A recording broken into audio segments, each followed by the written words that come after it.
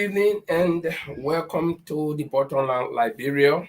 The Bottomland Liberia is a European diaspora platform where we discuss the issues from top to bottom and from bottom to top. Um, Here we discuss with honesty. We do not inflate any information. We give you the right information as they unfold. So tonight we have a house full of guests as well as panelists.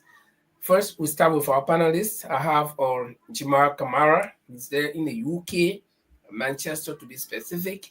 And then we have Francis Mensah, he's there in Sweden, Stockholm. Paul the Lord Triple is in London, England, the capital city of the United Kingdom. And my name is Linford Goa. I'm in Norway.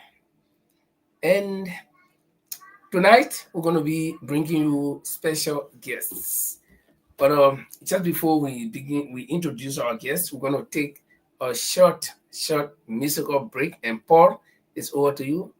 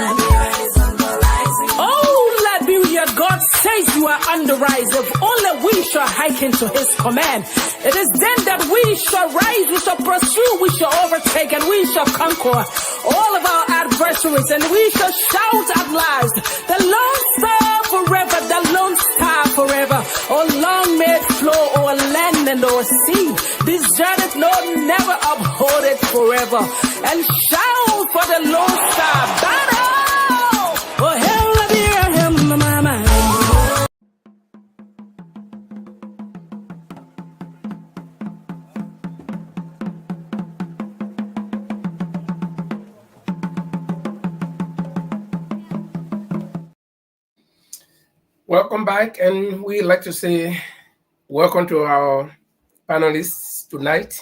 Again, Francis Mensah, Jimar Kamara, Paul and Linford. We all based in Europe, and we run this platform.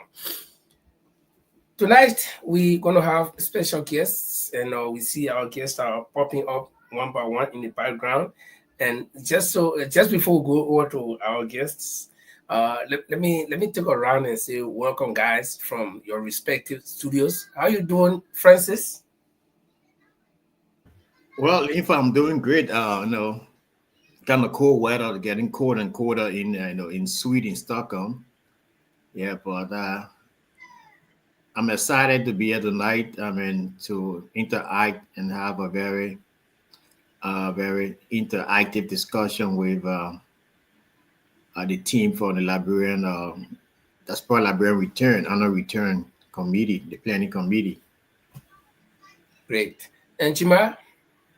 Yeah, thank you very much. Thanks for. I want to say a big thank you. I'm happy tonight to be here where we will talk to our own people that will be talking about diaspora Liberian. And I'm also happy. Manchester is great. We just like, if you're a music lover, we had a big event taking place in Manchester. The MTV Award is taking place right here, this Oh, weekend. So wow. that's going to be a big news for us. So Manchester is a place of events and action. So we're happy to be here again, once again, and want to welcome our guests. You're playing NFL ball this weekend? Yeah, I don't follow football now because it's heartbreaking. My team is not doing well, so I'm not worrying football. Okay. Paul, you are very close to the seat of power in the UK. In fact, Prince Charles, no, his king now, King Charles, is your friend. Tell us how you doing.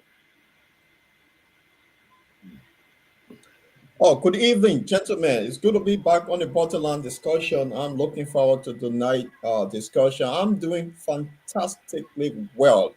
It's good to be here, and London is great. My good friend King Charles, he's in good spirit as well. So yeah, it's good to be here. I like to hear that. Okay, so we see our guests are getting up in the bike one by one, but we'll introduce them and bring them on as we introduce them because they I don't see that all of them are here yet, or at least we got two of them. So we got three strong ladies, all Liberian ladies, very distinguished ladies, being or gentlemen, one strong gentleman being sandwiched by three strong ladies on this show tonight, if they all show up. So it's not going to be easy, like Paul said, we'll have interesting discussions. So we like to bring on, I guess this is Minister Daniel Sano. Am I right? Certainly, you are right. Okay, but then, you got a name, but I think he's using yeah, somebody's. Yes. So let me just clarify that we are working late this evening. So I have to participate via her account on her computer. So I will Okay, speak, and then I will leave the rest with them. okay. So um, the Honorable Daniel O. Sano is the Deputy Minister for Press and Public Affairs at the Ministry of Information, Cultural Affairs and Tourism, MICA. And he's going to be with us tonight to be a part of the discussions. Then we have Dr. Clarice Ford Kula. She's a chairlady or the chairperson for the planning committee of the Diaspora Liberians Annual Return. The shortcut is DLAR. DLAR. D stroke LAR, or in capital, meaning Diaspora Liberian Annual Return. So they're going to be here tonight to discuss this event that is expected to take place sometimes this year. And then we also have we're still awaiting her arrival, but we can announce her. I mean, we can announce her arrival in her absence. Though maybe she may come and meet us in the process. We'll have the distinguished Liberian who is member of parliament in the United States. She's representing Nikita Riggs. I think this name is very, very familiar to most Liberians that follow social media. And she's 3 times state representative of the state of Colorado in the United States of America. So that can tell you that she's a very strong lady. But she will come here and will be able to tell us exactly what makes her so strong that she can be 3 times representative. But So altogether, our panelists and guests, welcome to the Bottom Line Liberia. And here we do the discussion with friendship. Not that we are lazy, but we are friendly, and then we also up to the point. So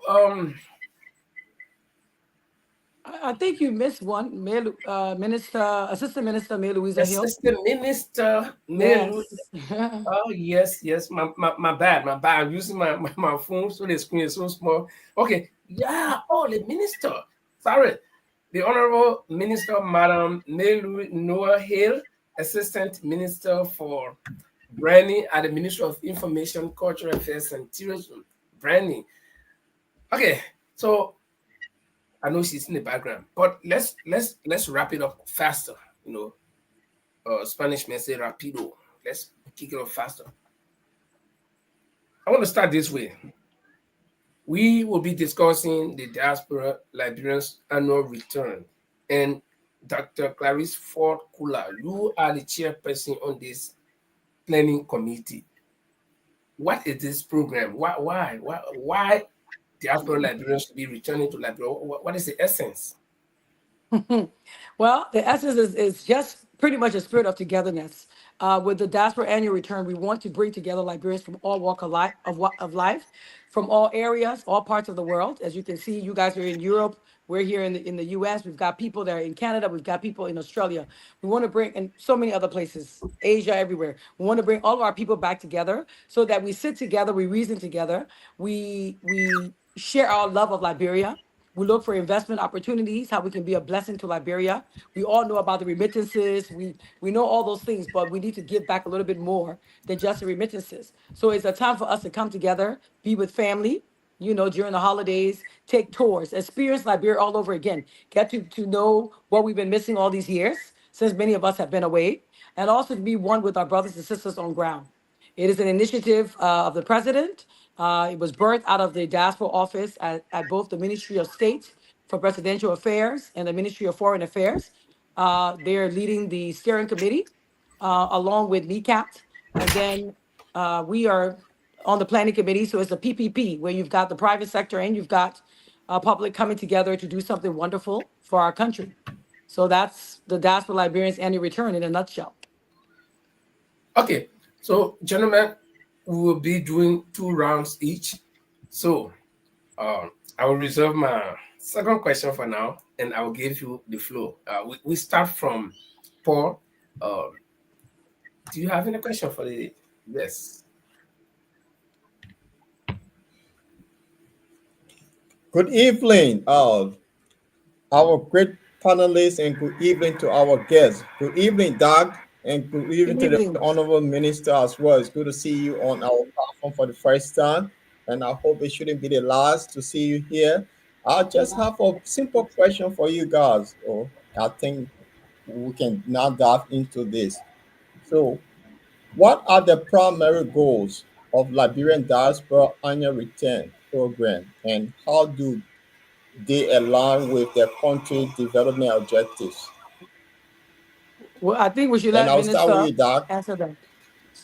Well, I was actually going to turn it over to our minister. Minister Daniel Sando, Okay. you want to answer that?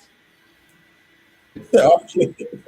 So let me first of all begin by saying a pleasant good evening to all of you. Good evening and good morning. I don't know which part of the world you're from. So it's a good thing to be on the bottom line. It is my debut appearance. And I can assure you, Mr. Linford, that my lines are open as Deputy Minister of Public Affairs at the Ministry of Information for us to frequently interact, because this government attaches very huge importance to the Liberian diaspora. So our voice as officials of government, important for them to hear from us. So yes, it will not be my last time. It will not be my first time here. I will always be here to have conversation with you. So it's good to be here. We appreciate it. Uh, Paul is asking what is the significance of the program.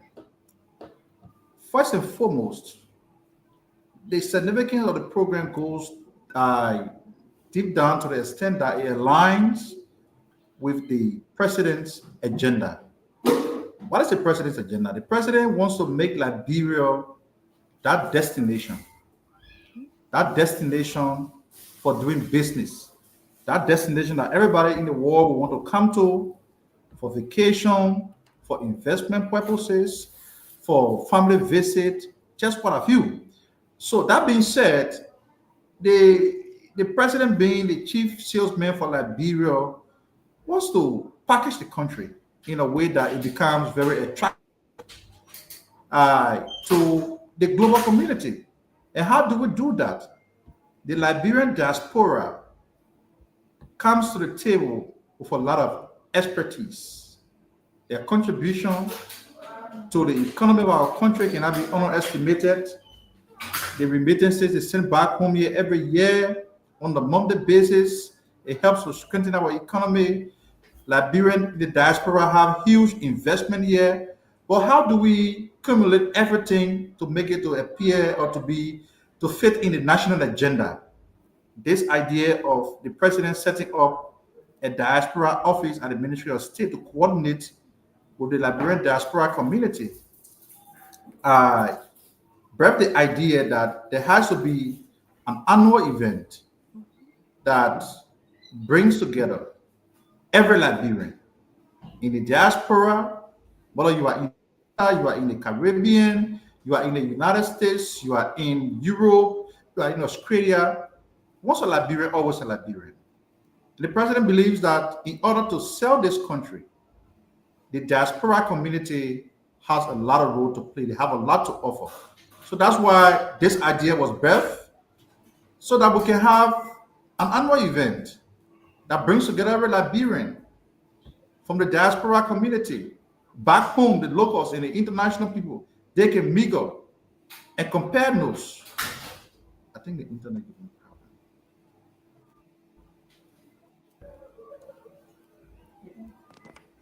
I think, am I live? Yeah, you're alive. We hear Yes, you. you're live. Yes. There was a little glitch. So Yeah. every Liberian can come together on an annual basis to celebrate our cultural heritage, to celebrate our identity, to celebrate our resilience as a country and as a people. So the significance of the program, it goes as far as the president's own determination to bring together every Liberian and to package the country in a way that we can sell it out there. We are now having a conversation about tourism. What does Liberia lack in terms of tourism?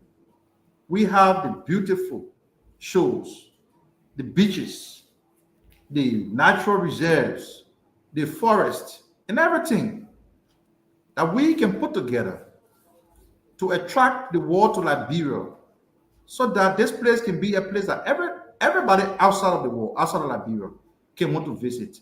And to do so, we want to start with the Liberian diaspora community. As we can say in Liberia, when a horse inside you, the street will not buy you. So people like you who are out there making significant contribution. Paul, you in London, Linford, Francis, Jamel, all of you, you are the biggest identity that this country can boast of because you come with your own expertise.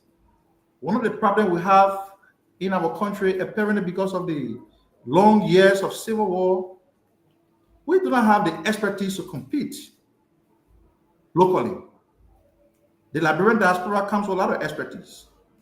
We have a situation where we have very few medical doctors. Where can we go to fill in that gap? It is the Liberian diaspora. So we want to do it in a way that people can feel very important as part of the national building process.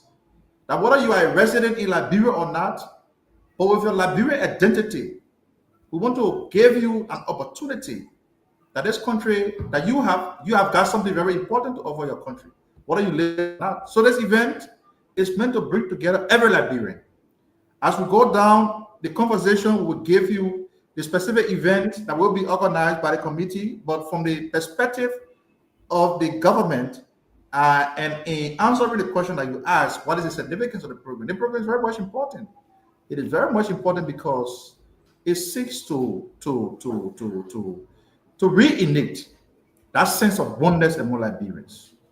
For too long, our country has been divided, and the way to consummate the national healing, the national rebuilding process of our country is to bring every Liberian together.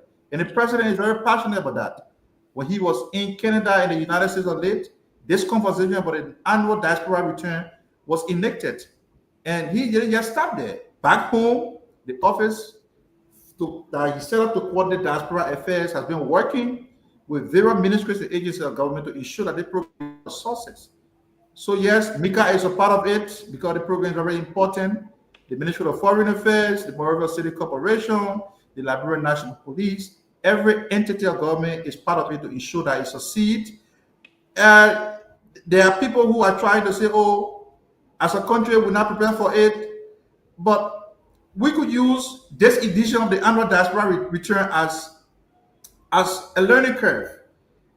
We have limited time to plan and execute, but with the determination of the government and the support from the private sector that we're getting, it is going to be successful to a greater extent, and it promises to be very big next year. Because by next year, we are hoping that all of the bottleneck that we have, that we're currently faced with in terms of executing this program, those bottlenecks would have been overcome and would be a thing of the past. And that given the fact that it will be held from December 1st to the 31st, Liberians across the world will see are coming back home, not just to invest here, coming back home to unite with their brothers, their sisters, their mothers, and fathers, so that together we can drive the developmental agenda of this country. Okay, Minister, that's a good one. I want you guys to bear with me. We're having problem on our main Facebook page. I'm going to go in the background to connect. People are calling me, so let the program continue. I'll be back shortly. Okay, yeah, because we are experiencing this is now our usual normal, so something went wrong. Sure, yeah. I have a direct question for the minister, if you mind, please. Right. Linfo? Yeah. I have a question for the minister, my honorable minister. Yeah, sure. Minister, thank you very much for that explanation. Just want you to tell me the ministry, your specific role. Anyway, my name is Jamal Kamara in Manchester. Your ministry's specific role in shaping the perceptions of this program among the diaspora and the locals, because I know you just mentioned that many ministries are involved. Your role as you're a big man, public affairs, it's a big man in this thing. You're supporting Dr. Pula in this. So we want to know what specific role your ministry will do in terms of shaping these perceptions of this whole diaspora return, annual return. What the role of the Ministry of Information is very clear. We are a sector ministry that is clothed with authority to direct and supervise government communication. This goes as saying that the annual diaspora event needs to be thoroughly communicated across every sector of the Liberian society. Today we are here speaking to our citizens in the diaspora. Tomorrow we'll be on community radio stations across the country to create that awareness, that sensitization, to tell our people that, look, there will be an event that will be held from December 1st to 31st. That event is this, is that. We want to communicate the necessity of this event to every sector of the Liberian society. In the diaspora community, it's no exception to that. The locals are involved. There will be jingles produced in the various local dialects. They will be played on the community radio stations. This is also another step towards reconciling the country.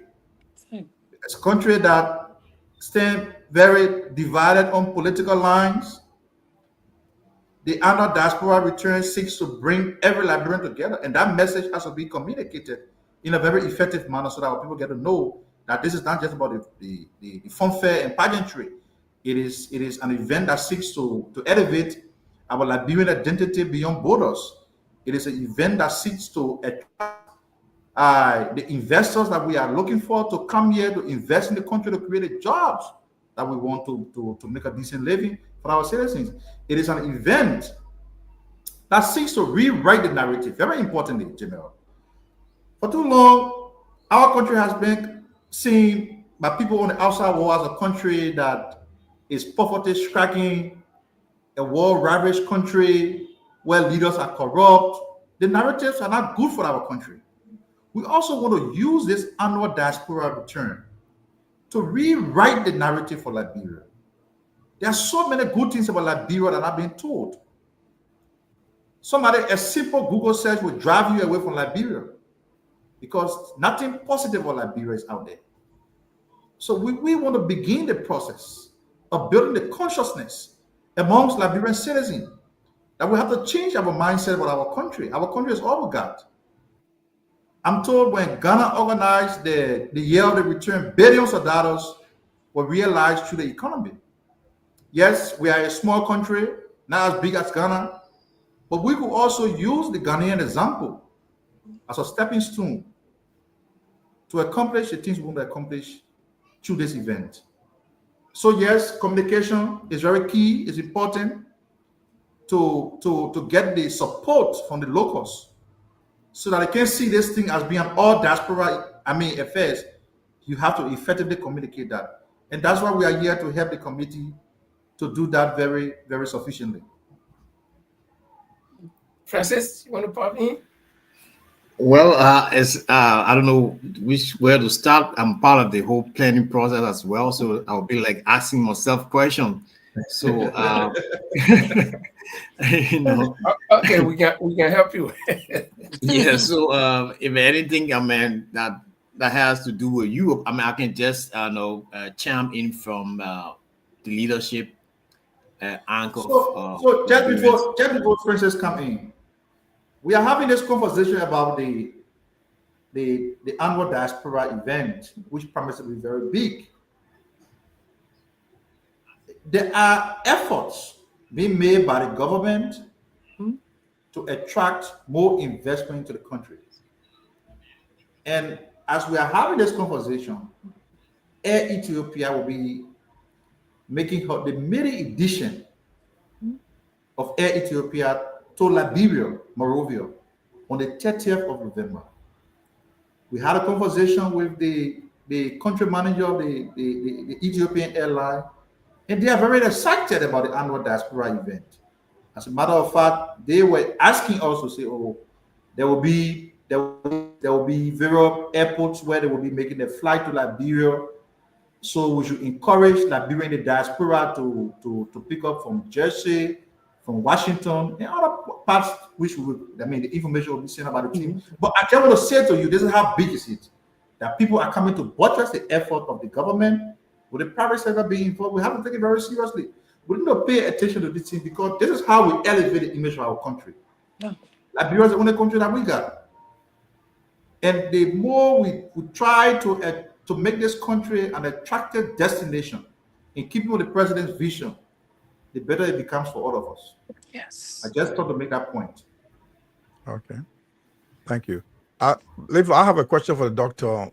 Kula. Yeah, if you don't sure. mind. Go. Doc, Shoot. welcome, Doc. I think we want to start. I think Honorable Minister has made some clarification here. If you mind to, I just want to ask, Doc, you heard about, I know you've been following these, you made a lot of research regarding these countries, African countries making the effort, like South Africa, Ghana, the Diaspora Summit, Ethiopia, the returnees, and together with Senegal as well as Rwanda.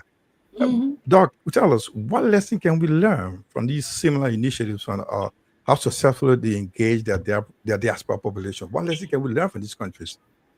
Well, for me, the biggest lesson is what we're doing right now. How do we engage the diaspora? So, our President came, he invited all of us. He stood in Staten Island. I was there. Quite a few people were there. He made the announcement. He said, come home. He's invited us to come home. So we now, as a diaspora, must spread the word to other diasporans. So those are one of the things that I know Ghana did because I know a few people who were a part of that initiative from the onset, and that was one of the biggest things. Once the president made the announcement, they began to spread the word all over. It wasn't just kept in one group, which is what we're trying to do as well. That's one of the lessons we have to take. We don't just keep this information on the shelf. Yes, this diaspora annual return is taking place.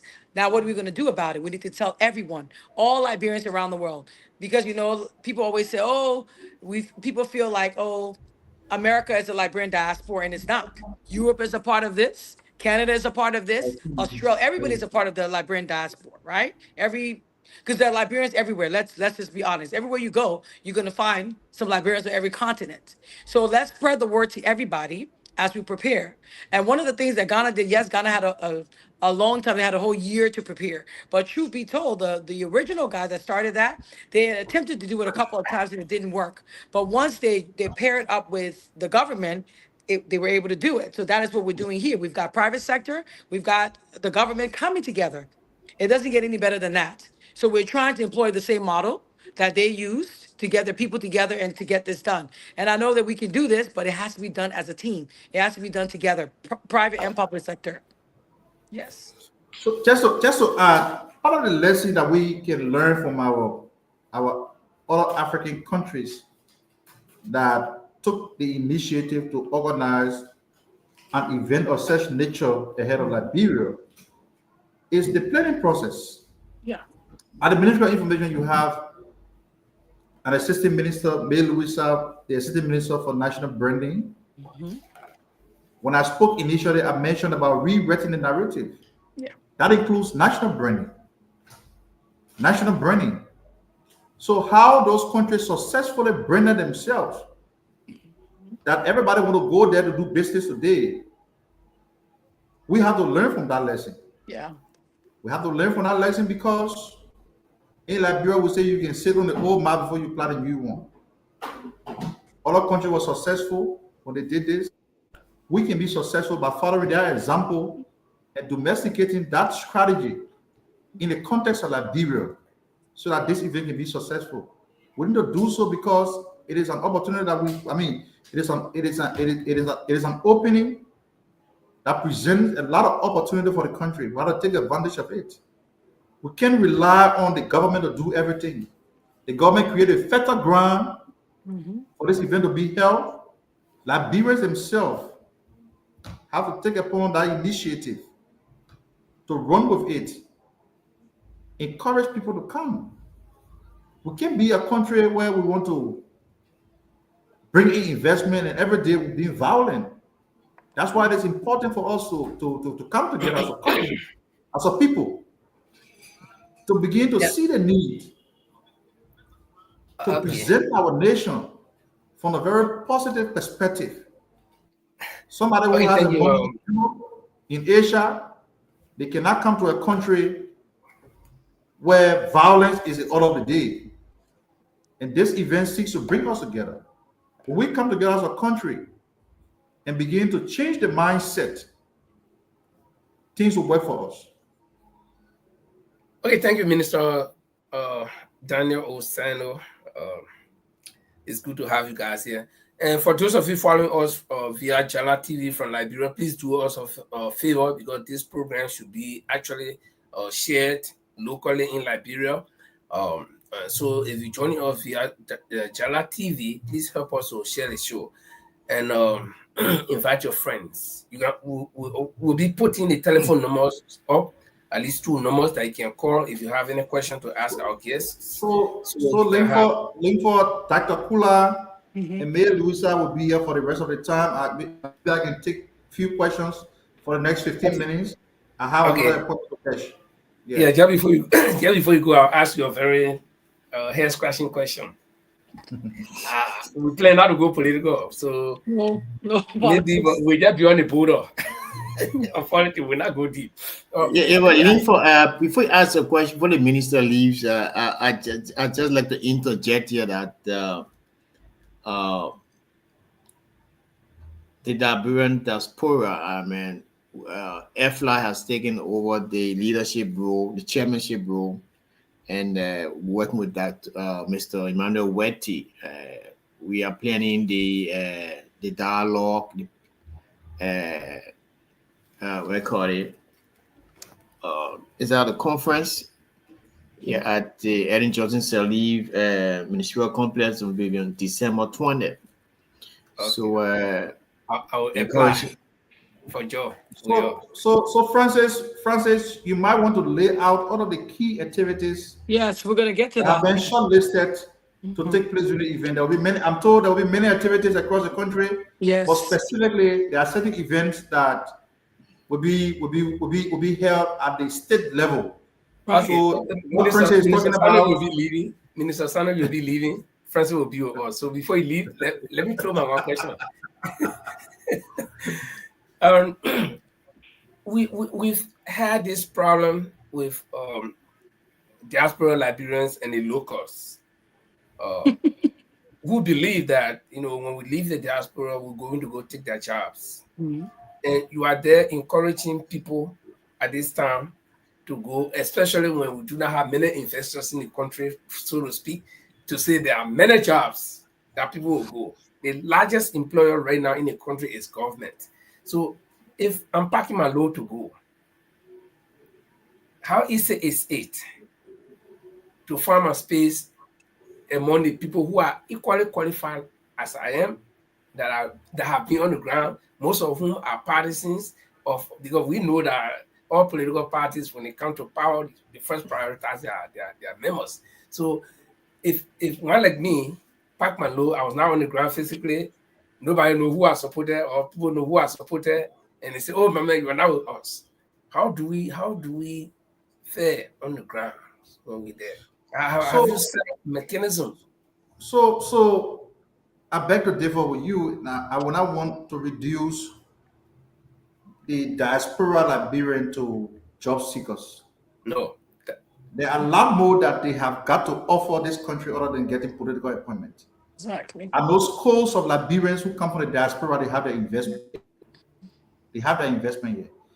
This event is meant to give you that comfort, that assurance that the country is prepared to welcome all of its sons and daughters that were thrown out of the country as a result of the civil war. They can now come back to do business here. It is not about who gets the political appointment. The president has said that this country belongs to everybody. Mm-hmm. If you have the professional expertise to offer to the forward march of this country, there is no reason why you shouldn't be given the opportunity. So it is not about the political appointment, it is about the assurance. It is about creating the fertile ground that somebody who has worked in the United States, in Europe, in Canada, in Australia for the last 20 years of their life, they're about to retire. You want them to come back home and whatever business venture they can come in, they can establish, they can come here and say there's an air of relief back home. The people are prepared to welcome us. I'm a Liberian citizen. I can go back there and help somebody in the community. So, I mean, the political appointment just 0.1% of this whole conversation. I think the bigger picture is about encouraging our people to come back home. Okay, To that's very contribute. good. We said we're going to take telephone calls now. Mr. Minister, you'll be going early, so people are rushing to call. So we'll just do justice to this caller. Very nicely. I'm not even fully answer the question you want to take over, man. That's the demand. The man is already on the line. So, caller, if you can hear us, what's your name? Thank you very much. My name is John. I'm calling from the Republic of Ireland, Okay. Europe. So yeah, thanks. I would just like to ask the minister one question, basically, that will have some components in association with the question. So I understand the vision of encouraging the Liberian diasporans to return back home. So I would like to understand what's the plan, what's the vision, because most of the Liberian diasporans have been abroad for over 20 years, 30 years since the Civil War. Yes. They are accustomed to a new way of living. Like if we look at other countries like Ghana and those countries, their infrastructure is there to support the Liberian, the diasporans of those countries to return back home. What is the Liberian government vision towards infrastructure, opportunities, job opportunities? Because a question was asked by one of the panelists concerning jobs. A majority of the jobs in Liberia is associated with the government. What initiative do they have for entrepreneurship? That young Liberians are coming back to have these IT skills. Some of them are doctors, working lawyers in many areas. What are the plans to encourage these people to come back home? Because people like me, I cannot just come back home and have nothing to do. we need initiatives, we need plans, we need projects, not just saying it, but what are the plans, like the vision, let's see it, how it will work, how it will be implemented. That's my question. Did you get him well? Yes, so he's concerned about the infrastructure on the ground that will encourage Liberians in the diaspora to return home. Somebody like Dr. Kula who live in the United States want to come to Liberia where the power doesn't blink, it doesn't fluctuate. She wants to ride on a road that is not bumpy, that is very conducive. She wants to live in a community where the police can be able to respond to her when, just in case she's being attacked by criminals. She wants to live in a country where the rule of law is respected. Now, these are just 4 points, right? But what has the government done towards this? The government is making frantic effort to ensure that electricity, for example, can be available at all times during the year. The Liberia Electricity Corporation, just the other day, the president broke grounds for the 20 million solar farm. That solar farm will supplement the national grid from the McCoffey Hydro. There are also plans from the EDC to build another dam somewhere in Lower Bond County. They call it. So the government is making frantic effort to address the energy issue, because we all know that we cannot grow this economy without power. So the government is making frantic effort. The next thing you want the government to do to encourage Liberians to come home is to ensure that there's law and order in the country. This new government, of course, I can understand why many Liberians are concerned about the security, because over the last 6 years, the country went through a lot. There were mysterious killing, professional people who left their families abroad, came here to work with the government, they died mysteriously. So people have to be concerned about the rule of law in the country. As a QMR, I'm leaving my comfort in America, in Europe, to come back to Liberia to do business. When somebody corrupt me, when I go to the court, will I be given justice? These are valid concerns from the Liberian diaspora. But the government is also that independence can be restored to the judiciary. The president took a decision to suspend folks at the LTA. They went to the Supreme Court. The Supreme Court reversed the president's decision. Did he override the decision of the Supreme Court? No. He respected the Supreme Court decision. He commended the Supreme Court. So this government is trying to repair some of the damages that were done to the system of our country, the governance system of our country. So yes, the judiciary is key, rule of law. Today you see in the country, police presence has increased. Before then, the capital city was like a no-go zone for people at some point in time. By 6 o'clock, you see people who hold different political views, they cannot stay out beyond 6 o'clock. Today, since the election, everybody in the country is sitting on the beer table to talk, because you have a responsible that said after politics is about governance. You cannot govern the country by dividing citizens, right? So we're making frantic effort to, the availability of electricity, the rule of law. You have a police RG who is working every day to ensure that crime rate can decrease. The other day, they released a report, the crime rate from the LMP, crime has significantly decreased. The crime rate has significantly decreased, which is good, right? The roads in the country, some part of the capital, the roads are very challenged. The Ministry of Public Works has laid out a plan to ensure that all of these roads can be rehabilitated before the start of the next rainy season. So yes, we're making effort. While we are encouraging you to come here, bring your investment here, bring your money to invest in your country, because you are the first ambassadors. This is Liberia. You can be the salesperson for your country. Encourage that friend to come back. But when your friend coming back here to invest, what kind of country they coming to? So back home, the government is trying to ensure that all of these things are addressed. So yes, the concern from that brother who called It's a valid concern, and the government has taken steps to addressing this issue. By next year, we will have the problem of electricity being addressed significantly. The road connectivity across the country, the government has laid that out through the Ministry of Public Works. The rule of law, calm has returned to the country, civility has returned to the governance sector of our country. People can now move, around the country freely. Nobody wants to come to a country where you have ex-warlords, generals that will put themselves together and have press conference and say they come in defense of the government, intimidating peaceful citizens who hold different opinion. It was wrong. And these are the things that we want to change. You need to have people build confidence in the governance system of the country. Right. Well said. Right. Can I add to that? Can I add Yeah, to that? before you add, Doc, I just want to reinforce John's questions here. Minister, if you can take on them, then Dr. Kula, I want to reinforce the questions you said. Yes.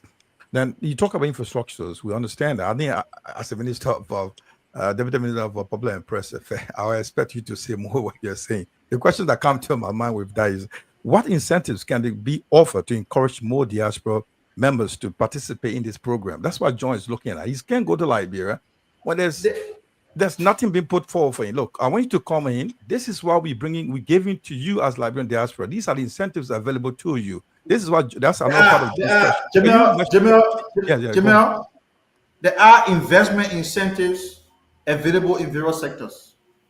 There are investment incentives in various sectors. For example, if you want to do business in the hospitality industry, and if the problem of electricity can be significantly addressed, the government is going to provide you incentive on that. I'm sorry, Mr. Minister. Let me hold you there. That's not the point. The point is that's government responsibility to build those infrastructures. The question is, what are the specific incentives you got offering to diaspora Liberians to go home? That's the question.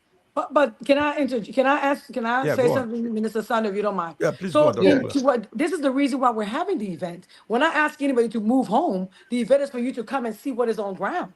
It's for you to come. We're having these dialogues, which is what Mr. Mensah was alluding to earlier. We're having a diaspora peace and reconciliation dialogue as one of the activities. So you've got diasporas from different countries with the on-ground Liberians, and we're discussing the different issues that are there between our people. You have investment summits where we're talking about some of the incentives, right? That's going to be happening at the events. The reason for this event is for us to come together to see where we are, the things that can be done. So yes, government is going to have incentives, but there are a lot of things we're going to hear about when we get to Liberia. And I can say what I wanted to buttress what Minister Sanda was saying.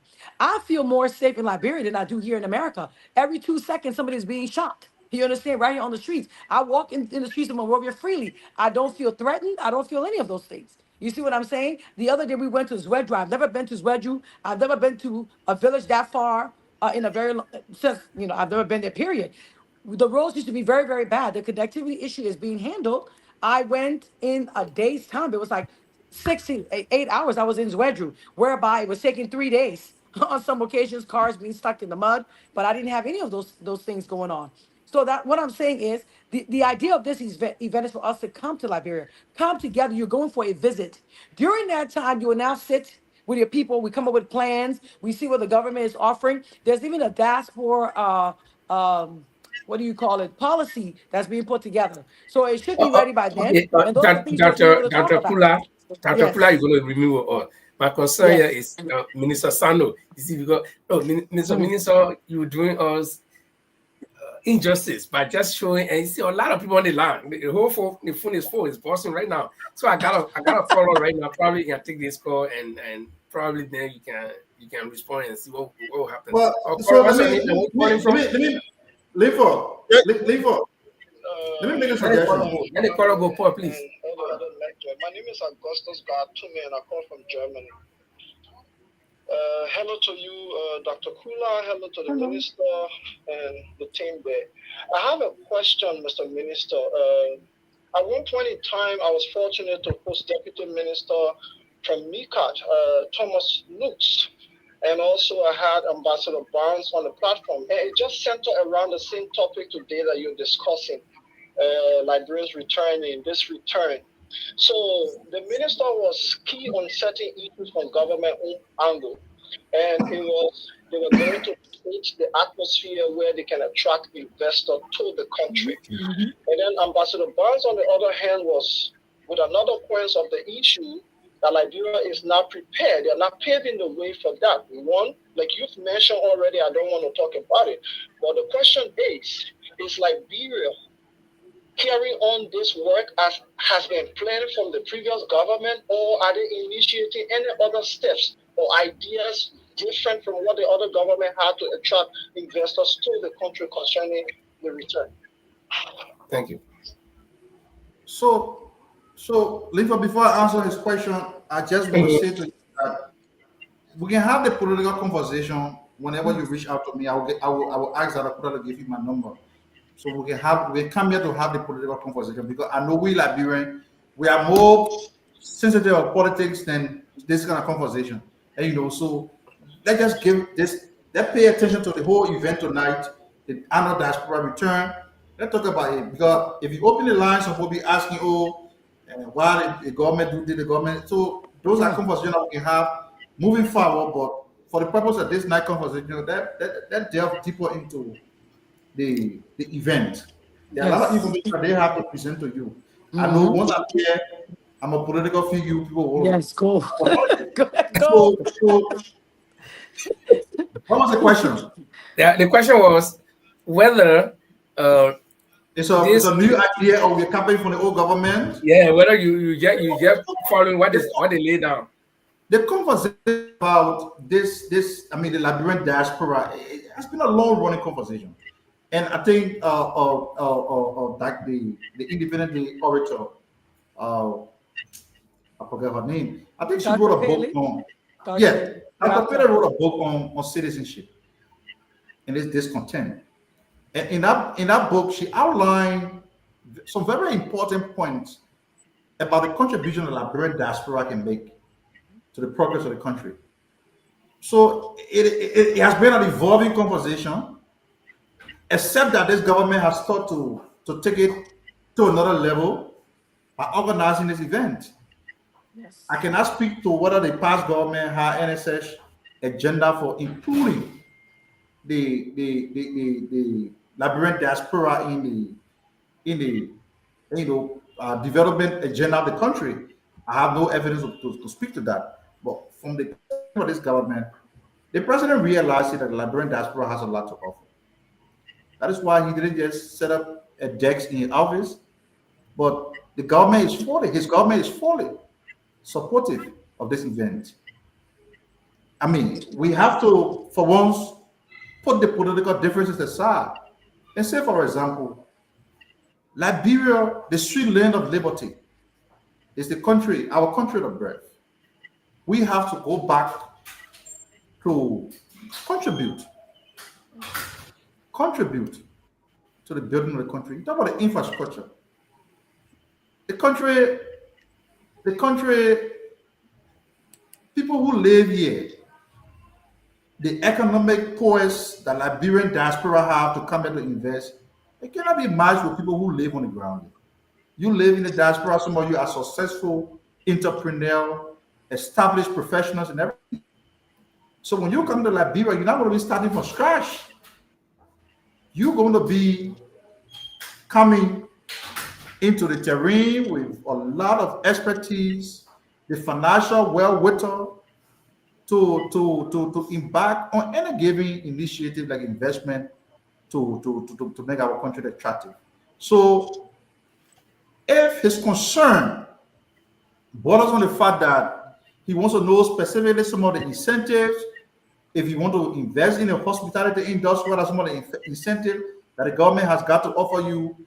The National Investment Commission will be part of the investment forum that will be held on the margins of this annual diaspora event. So it's a conversation that we can have as a country. Because part of the problem we have here, the other day we met as a ministry, we met with the stakeholders in the tourism industry, the hospitality industry.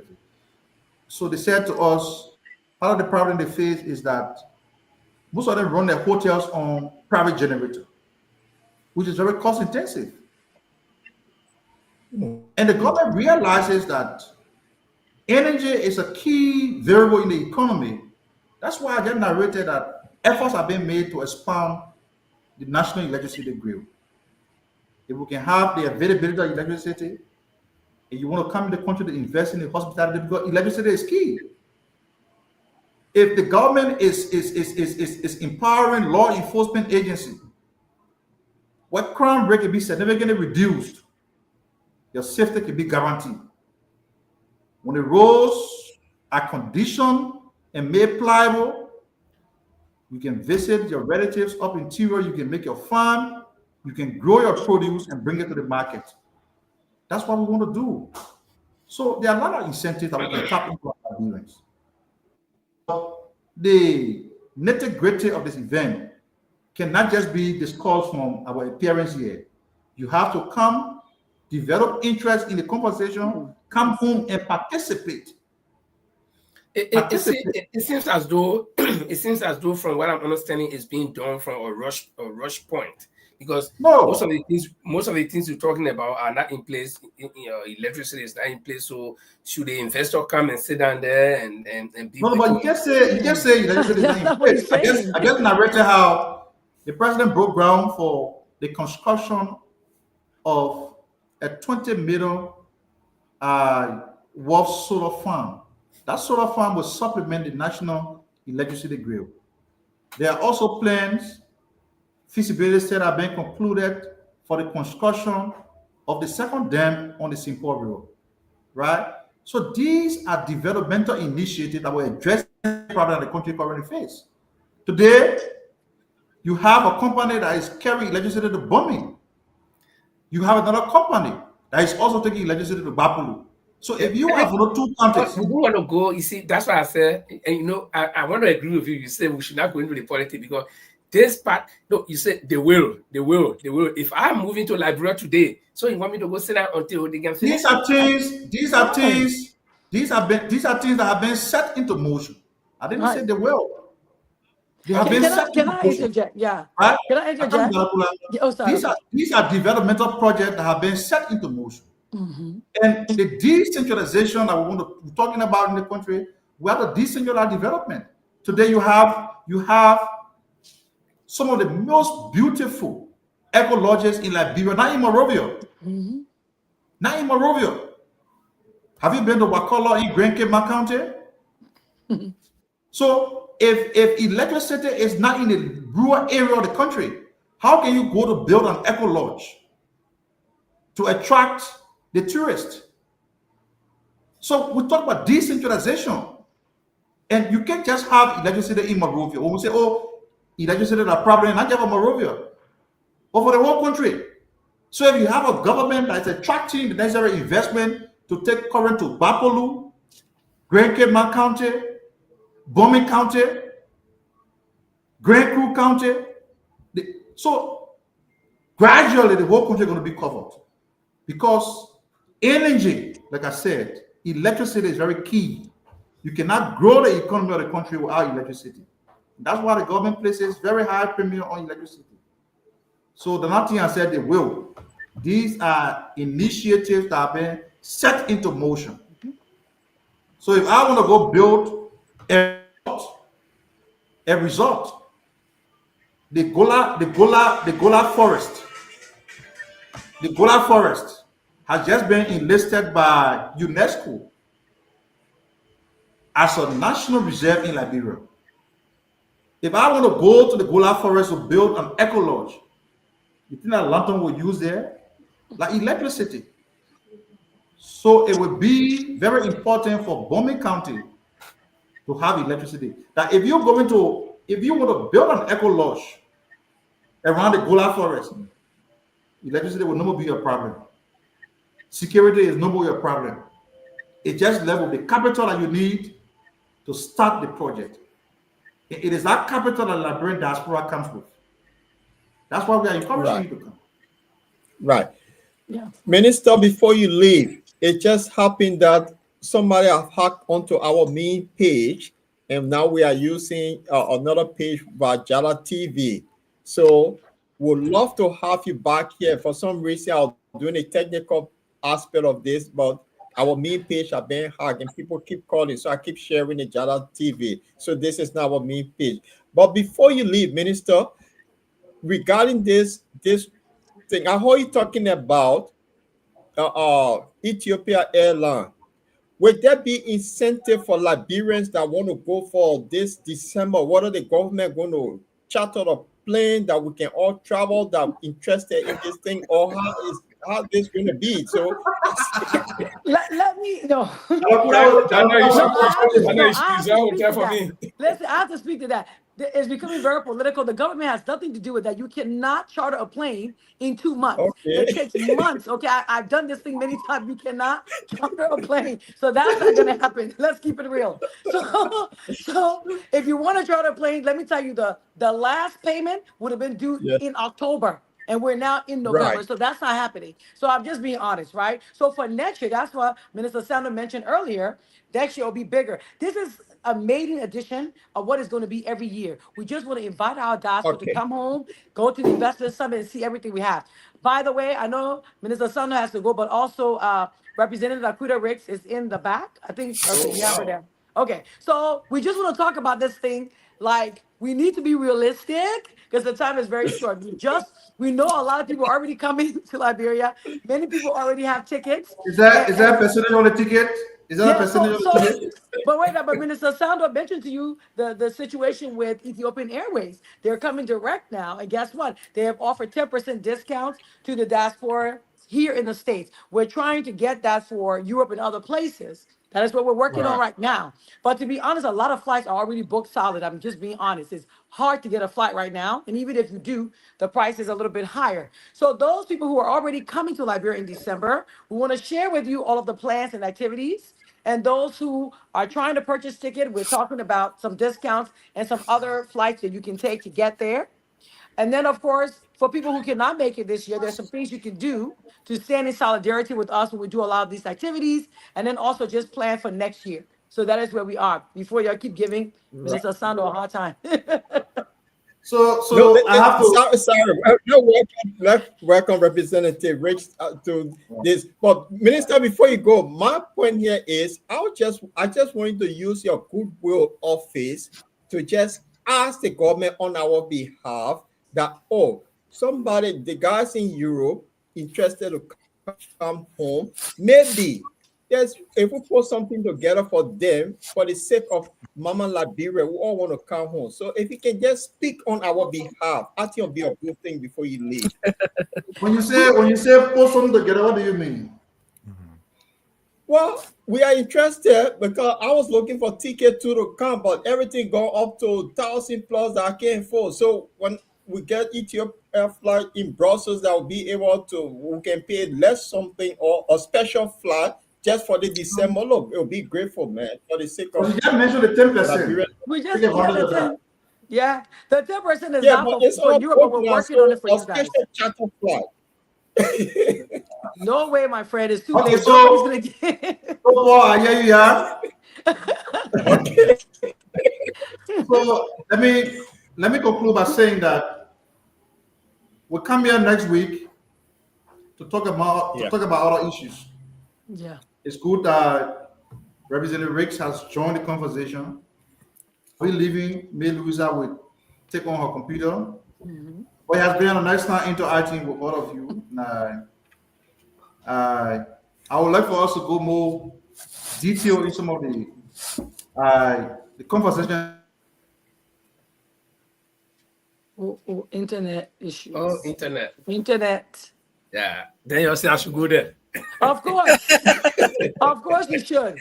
You Okay. should. Probably Minister Daniel Sano let, will let, be. let me tell you, I've Um, been on one of these platforms before here in America, and the same thing happened in Alabama, in some of the other little areas. Right. Even in your Europe, I've been on this platform with the same. Nakuda, is it not true? Yeah, It's it just true. said it just It's said true. It can happen anywhere. So hopefully I, he'll be back on okay, soon. But hopefully he'll we'll be but on. let's I, welcome the, Representative Nakita Riggs. You see, uh I did Wait, this can I say something this as we're welcoming Representative Akuda Riggs, I have to say something. We have to give a round of applause to this lady. This is her third time winning. Okay, she deserves a round of applause. So Wait, take a tip from my boy. Hey, God. Hey, ladies fight in everything. yes. Okay, Representative Riggs, welcome. No, listen, let me tell you something. Least did I expect that I will even be talking to you. The first time I ever heard about you was on Costa Show, I think sometime last year or so, or the year before. And you were not on the screen though, you were on the phone. But this is how things happen. Now we want to say welcome to the Bottom Line Liberia. We are a European diaspora network. And I guess a lot of guys in the US do not know about us, but we do cover people like you, important people, even the list of people that do important things, we'll cover them. So we're very happy on behalf of the Bottom Line Liberia to welcome you and then also to congratulate you because I know exactly what you go through to be representative 3 times in a country like Liberia where you are not quote unquote the need people, one of the need people there. Okay. Right. Yeah, I'm in the second largest political parties right now in here, and I'm on 2 committees, and I know what I go through. Even if I raise a point, people want to erase my point. I know you got to stand tall. So, you must be going through school. Yes. So welcome, and just tell us a little bit about what your role that you play in this whole operation. And thank you so much. I have not been on the Bottom Line Liberia, so it's exciting to be here. Thank you for inviting us to discuss some important work that we're going to be doing in Liberia in December. I will be helping Dr. Clarice and others who are going to be presenting events for the diaspora. And our main event that we're working on right now is the Investment Summit, which will take place on December 19th. And I'm sure that Dr. Clarice has talked a lot about that, but this is like we have done several events in Liberia over the last few years, starting in 2020, 2021. And we continue to work to try to bring Liberia forward. As you know, small businesses or business is always going to drive jobs and economic opportunities for people there in Liberia.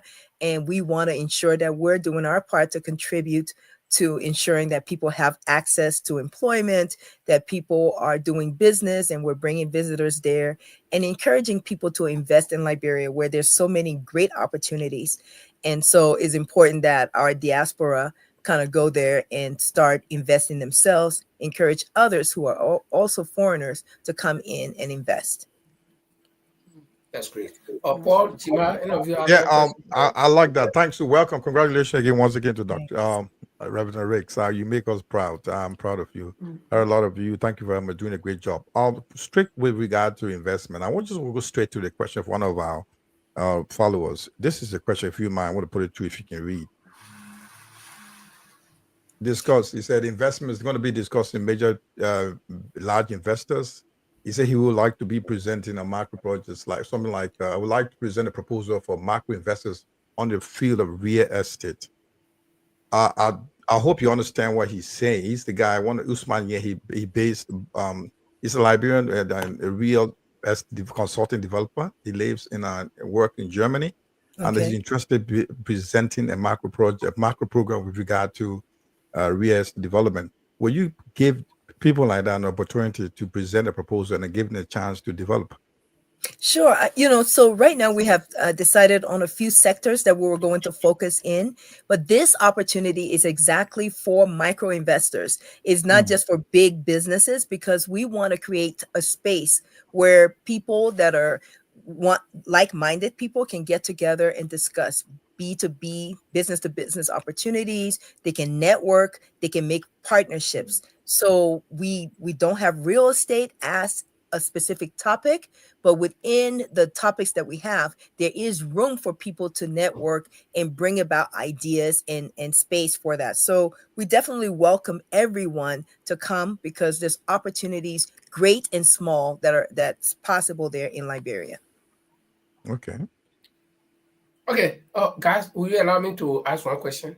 I Go said on. we got two questions each. So I'll do my two questions, one to Dr. Kula and one to May Louise Noah Hill. And Papa, the three of you, you all got surnames of people that I know very well. So I don't want to go into that, but I think I know some of you. But let me go to Dr. Kula first. Dr. Kula, I listened to Minister Sando and you also, and it sounded like this is the project of this government because I heard say it's in line with the president's vision or the president's agenda. Now, Yes. the question I want to ask is based on the fact that, as we all know in Liberia, that if one government initiates a project and the next government comes, the possibility of the next government fostering with that project is 60-40 or 70-30 in a negative. Mm-hmm. So if this is in line with the president's agenda, then how does it go further after this president have left office? Is Mm-hmm. it going to just stop when the president leaves, or is it going to go No, further? but see, and that's why it's a PPP. You see, that was the main reason why they made sure it was a PPP. Because if it's not a PPP, then it goes out with the government that's leaving, and then the new government brings whatever they're going to bring. But when you have a PPP, whether that government is in power or not, this thing still continues because you've got people from the private sector that are driving it. You see what I'm saying? And that is why the private sector is doing majority of the planning. If you notice what's happening here. So the government, yes, they're here to support the work that we're doing as a private sector. So again, if they leave, this continues. And that's Okay, how it works. Yes. okay. Minister Hill, welcome. This is Linford. I want to ask one question. You are assistant minister for branding, and I've been associated with minister of Mika, let's say Mika, for a long time. When I was a little boy, that's where I started my career as a journalist, and I didn't know much about that branding. So, what specifically will you be branding, or what is the main brand that you have that you will be selling Liberia with to the outside world? What is that main brand? If you got one or two, three. Thank you, Linford. It's good to be on here. The bottom line is my first appearance, and I just want to say thank you to Dr. Kula and the rest of the folks for having me on here. So, for national branding, I'm the Assistant Minister for New Media and National Branding. And our role is to project Liberia's positive image globally, to sell Liberia what are our unique offerings, who we are as a people, our identity, and what Liberia has. So our role is about projecting the country positively globally. That's our role, national branding. Anything that the outside world lacks that Liberia has that creates that image for to attract somebody to Liberia that will be selling out.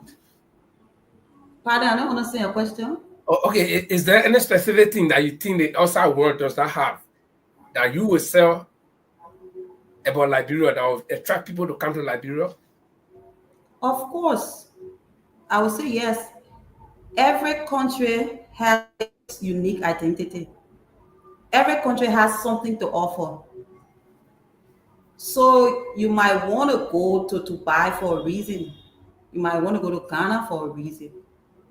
You might want to come to Liberia for a specific reason. So take for example, we look at tourism. We can boast of ecotourism in Liberia. It's something that you don't see in other places. Yes, they have land, sea, beach, and sand everywhere, but Liberia can boast of ecotourism. Liberia can boast of birds. We have some of the best birds in the world that you won't find other places. So what we are selling is what we have as a people, what's unique to Liberia. That's what we are selling. Who we are and what makes us unique. That is what we're selling. Mhm. And to add to what Mayor Louisa just said, Minister Mayor Louisa just said, she talked about the birds. People don't think about the birds in Liberia. They don't I just don't think like about a the things that are raspberry. in the Sapo rainforest. We have to start thinking about that. Those things are very unique to Liberia. You don't see that everywhere. You don't see everywhere. We got species of birds that you don't find anywhere in the world. Exactly. So The that's unique to raspberry like. too, eh? Jima, Paul, okay, they told my brother, I like that raspberry. I just had a question for Dr. Minister Mayor Louisa. Hmm. Thank you. Welcome. I just want to ask you a question with regarding to the what do you think your ministry will be doing in terms of cultural challenges these returnees diaspora may face? How can the program help them to mitigate these uh, uh, kind of fears, like challenges, cultural challenges, going to be away for a very long time? They're going back home. How do you help them to mitigate these challenges, cultural challenges? So one of the main reasons this program is being organized is to encourage Liberians to come home. We understand that there are Liberians in the diaspora who has not been to this country before. There were kids born, Liberian kids born outside of Liberia. People went out during the war, and there were Liberian kids that were born, and they've not visited the country before. Part of the reasons we're organizing this event is to have them come home to interact with the locals, to learn of their culture, our food. Yes, we know you got African food everywhere around the world now. You can find Liberian food in Europe, you can find Liberian food in America. But we're encouraging them to come here to say, yes, this is who we are. Come home. Come, let's play Nafo. Let's play hopscotch. Let's do jumping rope. Know where you're from. This is where your mom is from. This is where your dad is from. This is how we eat. You cook fufu in Europe, but you put it in a bowl. Everybody will eat with a spoon. But they're coming to Liberia, you can put that in a dish pan and you can sit on the floor and eat it. That's part of the culture. So come and see the different side of life. This is where you're from. This is your root. To celebrate them and encourage them to participate in our cultural affair, to know their identity. This program is going to help them to know their identity. You've been to Liberia before. I guess you're already an adult before you left here. So you might remember some of the culture. But you had kids out there probably they've not been taken to Liberia before. This event will give them an opportunity to interact with the kids in Liberia and learn of our culture, what we do. They will speak colloquial. You have to answer the question, Mom, Dad, what did she say? Say, this means this means that. So that's one of the essence of the program. Thank you. Paul, can I just straight Great. Representative Risk, if you mind? She's of influence in the thing. I think Dr. Kula, you with Minister Mayor Louisa, you have one of the powerful houses in your team. Representative Risk, Nikita Risk, Honorable. I want to once again congratulate you. But look, your presence on the team going to be gave you a lot of influence. Being the 3 times rep from state of Colorado, what are you bringing to this table? I mean, to Liberia. What is it specific we want to learn from you on this mission? Oh, and that's a very great question, and thank you for the question. As a state representative, I am basically an ambassador, so to speak, as far as trying to increase trade. I've carried other colleagues from Colorado to Liberia to introduce them to Liberia, the culture, the people, and to encourage them. I mean, in fact, one of our assistant majority leader, Jennifer Bacon, has now been twice to Liberia with me. And she considers Liberia her home, like she's like, okay, well, I said, if you were to move to Africa, where would you go? Of course, Liberia, and so she's excited about that. And I'm also the president and founder of the African Chamber of Commerce here in Colorado. It's a 10-year-old organization that is all about building wealth for the African immigrants and the African American people of Colorado. And we also encourage trade and promote trade and investment and commerce between Africa and Colorado. So to that end, I will be talking about a trade conference that we are going to be doing right here in Colorado, inviting people to come from all over Africa to come and trade, do business to business networking. We're going to have speakers. It's going to be a great event. It's going to be the last weekend of September. And Liberia is a big focus. In next May, I have been invited along with our other partner, colleague, Hester Baker, to talk about tourism and to talk about trade and investments between Liberia and Colorado, all in France to an Africa. It's called the Acabulin Africa Conference. That's going to be taking place in France next May. So, we're making connections and we're making global connections. So we are all about promoting Liberia, promoting Colorado, where we're from, and encouraging people to get together and export and import. So that is what I will be bringing to the table. Mhm. And then too, another thing she's adding to the table when she comes in December, which is what we've been doing for a while, the idea of this investment summit. So what we're going to do, we're going to have people get into groups based on their interests. So once we open up the conference, we have some very Uh-oh. You lost the doctor. Yeah. So I can continue. Internet. Yeah, So continue. we will be bringing people to the table. So what we're looking to, we have 5 different topics that we'll be discussing. One of them is going to be tourism. The other is going to be healthcare. We're going to be doing mining and energy. We're going to be doing education, waste management. And so all those different topics, we will have breakout groups where people are going to be networking. They will come up with a 1 year to 5 year plan of things that are low hanging fruits that they could invest in right now, or also make connections so that they can continue to drive plans for changing these different sectors in Liberia. And also I'm involved with the surfing there too. I'm the president of the Liberian Surfing Association, so we'll be doing like some type of a match and display of surfing to show people that surf tourism is alive and well in Liberia. If you Yeah. might add, uh, Linford, you asked what Liberia has to offer. We have surfing. Yes, we do. yeah. One of the best Yeah. We surf yeah. do. waters in And, the Yeah. and world. not just And surfing, we have the second best I've been to, surfing I've been waters to in the world. Cuba. In I've the been to world. Cuba for that In the place. world. Uh, Okay.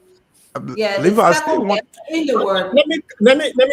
Let me come in. I've been a little bit quiet here, listening to the beautiful ladies. Welcome to the Butterland discussion. Although our main page is down, and Minister, welcome, and Representative Riggs, congratulations again. We've been following your progress. There's another Liberian lady in the UK, Miata Family, who also want a Mhm. seat here. So we Oh guess that wow. our women Yeah. are doing so great around the world. It's good to You have need you to on our invite you need platform. to invite both of us to come to your show. Absolutely, yeah. And Yeah. I'm We will trying to do that. get Dr. Pede as well here because she's right here in Okay. London with us. So to Yeah. make this more interesting. And Mhm. I listened to the minister about the question Linford asked. What do we have to offer? You forgot something. We play Blay in Liberia. You didn't mention that. So I've been shocked when you didn't mention the so That we What Okay, play play? Blade. what? What is Blade. that? Blade. Blade. Oh, You know Blade. they Yeah, want they want to put the stuff under the sand. Oh, Oh, okay. yeah. So that is unique. It's not anywhere only in Liberia you found that. So I thought so. But my And question, And, my kickball. and question kickball here also. Kickball Kickball. is made in is Liberia. just kickball. Yeah. So to the minister, I want to know what are the mechanisms are in place to ensure that the program effectively supported and needed by the returning Liberians, the citizen. Let me put it again. What mechanisms are in place to ensure the program effectively support the need of returning citizen? To the minister. Thank you for the question. If I understand you right, you say what mechanism has the government put in place Yeah. for the returnees? No, this organization, yeah, because yeah, for the returning to get the thing spot on. So I can repeat the question again. Yes, please What are repeat the it. mechanisms are in place to ensure that the program effectively supports the need of returning citizens? The needs of returning citizens. Yeah. So So that that's I mean, go on. yeah. So that is why. we have a lineup of events. We are not just saying come to Liberia and jolly jolly. We know usually December is a festive time, and there are a lot of festivity going on in Liberia. Normally, Liberians come home December, but the government thought it wise to participate this time around and going forward for the next 5 6 years to annually welcome Liberians home. We know people coming to celebrate with their families, but we have lineup of events.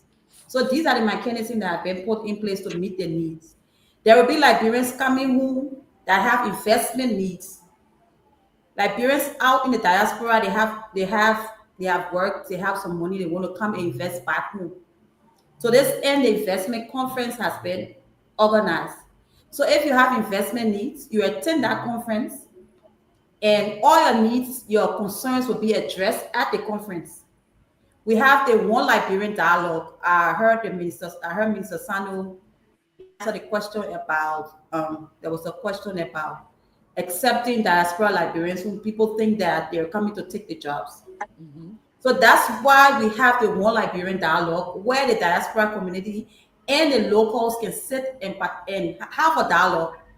What do you expect from us? What do you think? Why do you think? The answer, the why, when, and how questions. That's why that dialogue is organized. So it's there to meet the needs of people that will be asking the questions of, why do you guys think that we're coming home to take your job? Those are specific needs. There will be security questions that will be answered, right? We want to know, why do we want to come and invest in Liberia? We don't think security is safe in Liberia. I said in ERBC the other day, the issue of security is not a question that you can just answer strictly. Everywhere, even in Europe you're in, there are security concerns. People think about terrorism. People could bomb here. People could bomb there. America, you have guns. London, if you're from London, there's knife crimes. I was in London last year. We know the kids kill each other with knives all the time. So security will be a question that is ongoing. Well, that's why the government is doing all that they can do. This network, the Diaspora Annual Return, has involved all of the key sectors. That's why it's not being done in isolation.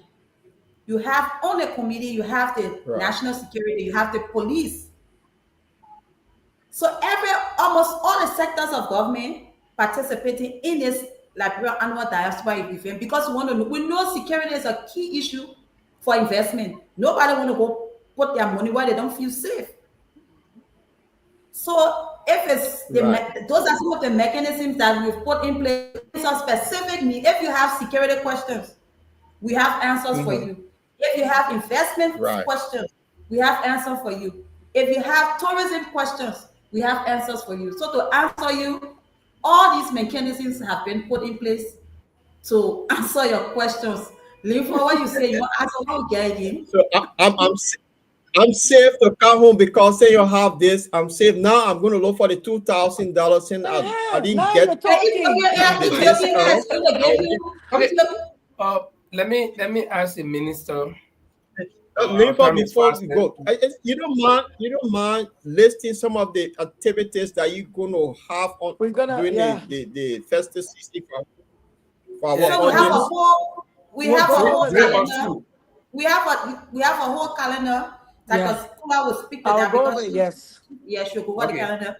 Okay, so before Dr. December 1st to December 30th, there are a list of events, but we have 4 signature events. Yes. Okay. Yeah. The 4 signature ones, the One Liberia March, the Peace Dialogue, Peace and Reconciliation Dialogue, the Christmas Cantata, and Investments Conference. Those are the 4 signature events, but there will be a lot of tours and a lot of other activities that would line up with the other local activities that will already be ongoing. Dr. Kula will speak on that because she's the chief planner and she will tell you about all the different events and what's going to be happening. But you're not going to be bored. From the day you enter Liberia, before you trail us through the itinerary, let me ask you this question.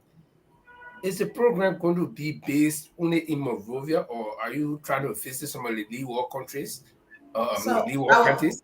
I will answer the question. It's a nationwide event. Okay. Now, There will be activity going. considering the bad road conditions, don't you think you have setbacks? No, we don't think so. Leave for you're not questioning. Leave for. Can I ask you? Can I ask him a question? Yeah. Leave Lisa, for. can I ask you a question? Are Yeah. you saying that the country you in, you don't have bad roads in some areas? No. Really? I've been to America before, and they got the No, I'm not countryside. in America. I live in Norway. No, when you get no bad road to the farms, all the roads they're paved. No. No major road. No major road is unpaved. You see somebody Okay. see if you see gravel road, it's along the guy got a farm and then he uses that gravel road to drive the tractor around. But I'm not trying to bring down the country. The question I asked, it means that whether we have any problem getting to the leeward countries when the roads are not too good yet. That's it. I'm not trying to bring down the country, no. So don't get it the other way around. It's not political. The question is not political. No, I'll bring Daniel Sando on this Minister Sando on this show, and we'll have the real political conversation tonight. We respect you. We respect the program that you are planning, and we Yes. want to promote the program. So Yeah. I will bring the So let's just use tonight to promote the program to encourage yes. Yes, Liberians to please. come back. I'm a political being, so I will bring you here So and we'll go into the real politics. we'll keep the political question for a political day. Yes. We'll Let's use move on. today to I have promote a it. question. So- I have a question. Yeah. I have a question for Okay.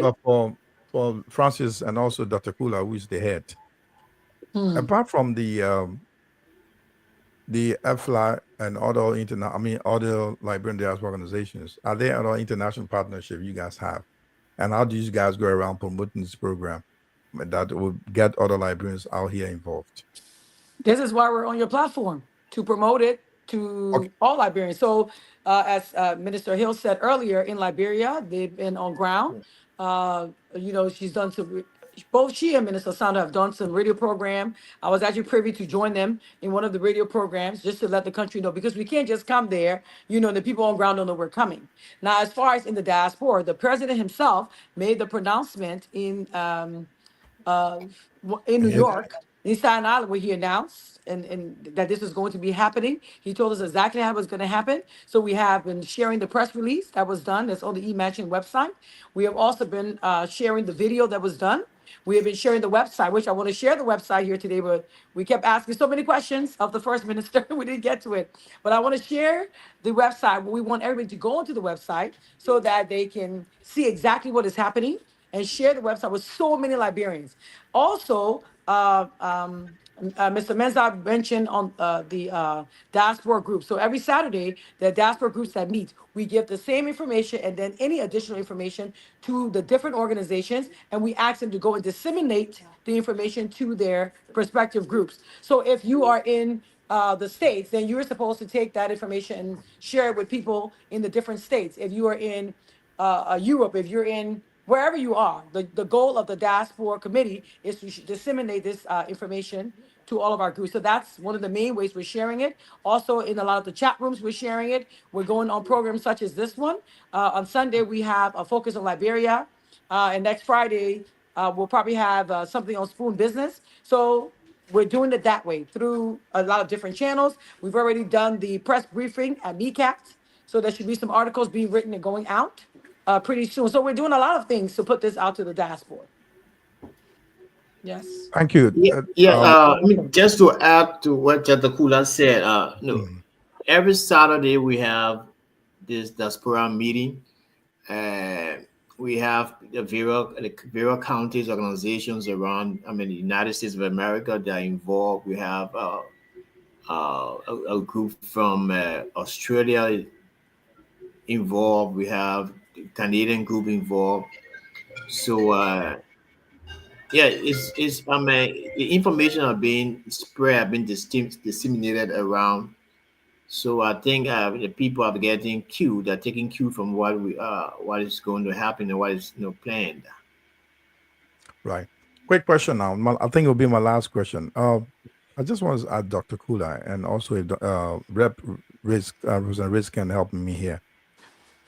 How will you measure the success, evaluate measure the success of this program?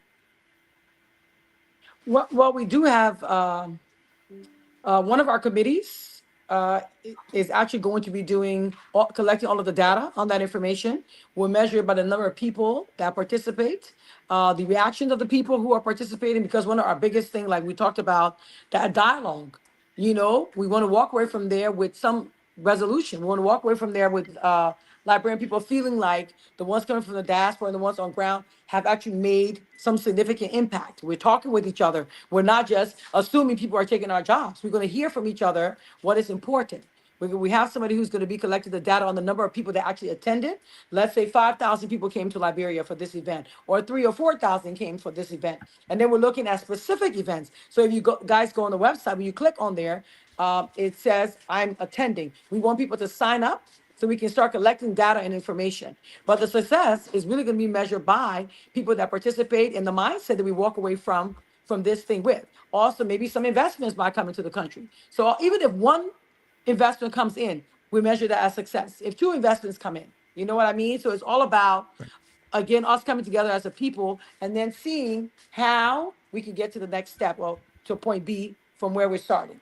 So that, for me personally, that's how we'll be looking at it. But we do have people collecting the actual data that we'll share after the event. And thank you, Dr. Oh, Clarice. I will also say that, yeah, I think what we're doing is we're sharing information. We are exchanging, talking about opportunities within these different sectors, and definitely making some connections for people from the diaspora to people there who might want to do business. And there's going to be a lot of things. I mean, we'll collect data at that point of the event, but then afterward too, to just see how people are connecting and what other things are going to develop because of those connections that were made, at the event that day. So thank you. Should I ask a quick question? How is this event being sponsored financially? Who sponsors it? Is it the government, or are you guys having sponsors from outside? A little bit of both. So, some government entities and also, of course, private sector is reaching out. We've done sponsorship packages that have been sent out. So that's what we are. That's why it's a PPP. It's both private and public. Okay, because the reason I'm asking this question, probably if government begins to sponsor the program, government can have influence, so. What kind of influence? Okay. Let me come in with a That's very generous. Being for let me a come in political with a very Where meeting. simple question. Huh? Let me come in with a very simple question. Mm-hmm. So my question here is simple. It's very simple because now I'm looking for 2,000 pounds to buy my ticket to go to Liberia. Is there And don't any forget to carry your contact with Jack all Daniel. of these hotels in Liberia that we can have discount for those that are coming in late? I don't. Some of the hotels, have you guys have spoken to some of the hotels to give us discount when we come down that we don't have properties in Liberia after spending $5,000 or 5,000 pounds? We have a logistics committee, Mayor Ure, who is the president of LINTA, which is the tourism association there. She has vetted and spoken to some of the hotels. If you go online to the website, you just click on the hotel you're interested in, it'll pull up the prices. So we have talked to some. I know one notably, the Colony Hotel, I personally have spoken with them as well. And if we have 10 or more people at that hotel, they're giving us a very nice price. So if you want to chat with me afterwards, give me a call. I'll let you know what that price is. But she's going to offer some prices if 10 or more people are in a group, if you know what I mean. And then there are other hotels. But like I said, you just go online, you click, and it takes you to the site, and then you can see what the offerings are.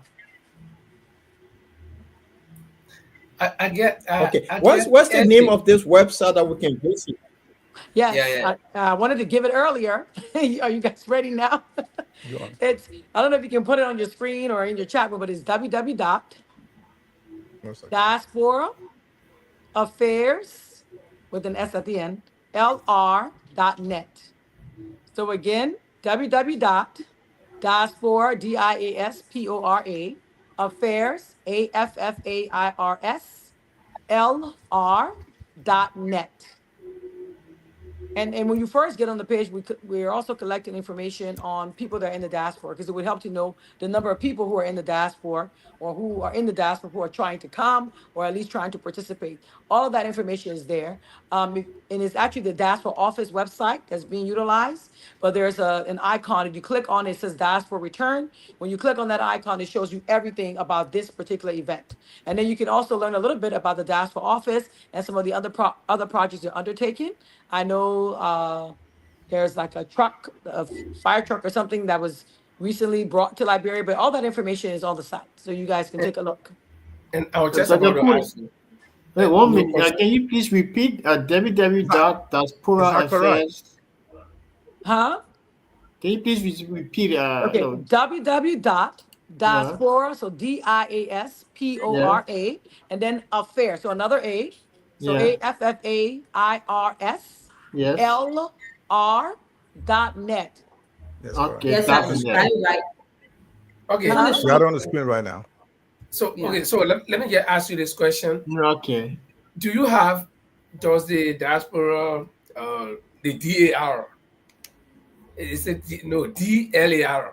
Do Yes. you have an established office in Liberia as we Well, speak? the diaspora is at the diaspora office. Remember, this event is I told you guys when we first started, is the is being birthed out of the diaspora office. There's two diaspora offices. One is in the Ministry of State for Presidential Affairs, and one is in the Ministry of Foreign Affairs. And yes, both of them have offices where we do have our meetings, and we do see people in both of those offices. Yes.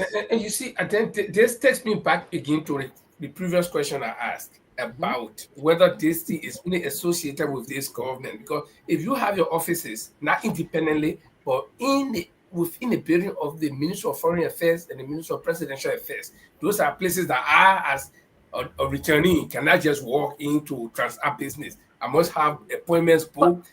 I must be But this is approved. an event. This is an event. You don't necessarily have to, you don't have to book an appointment for an event. So this is just an event, right? That's taking place. After this event, like I said, it's a PPP. So the next group that comes, the PPP still remains. We just happen to have the office there. Because Why wouldn't you want to establish your independent office somewhere on Broad Street or somewhere Paisley, because somewhere just this is open a to the public? This is a diaspora event through the ministry, right? At this point. After the fact, then you now say, oh, we're going to do this or we're going to do that.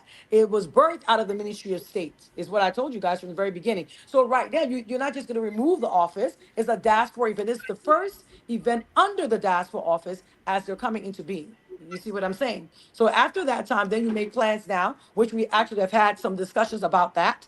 But again, for this first one, it needs to be in that office. So going forward, you can remove it, you can take it other places, Great. but because the office is there, the president established the office there, we're keeping it there for this year, at least. Yeah. Mhm. Right. Great. So I think can I ask the ministers. Representative Riggs, when will you be available to be on our platform after you have won No, 3 times so we can have no, that another one you can do discussion on backstage. your We can do that other Yeah, one success? you're on backstage. your own, you're on your own. We would like to go over the event. Oh, but there's an Yes, invitation here. Yeah, we let you know. We let you know the itinerary because a yes, lot of people please. listening want to know when to come. Some people will not want to be there from day one, or some people want to be there from day Right. one all the way to So, the end. So yes. if you drive us Nipa, I hope through, you're coming. huh? I hope you're coming. I know, so we can give him a hard time. Let him come. I'll start swimming because we got a lot Yeah. of water right. Yeah, so So, please But drive us through the itinerary if you yes. can. So what we want to do, we have plans to have the culture troupe to perform a couple of times at the airport. We're trying to do it every day, but I don't think that's going to be possible, because there's a lot of dancing, a lot of noise. It's very loud, so we want to keep it at a minimum. But the goal is to have at least the culture troupe welcome the guests as they come in. That's one of the plans for now.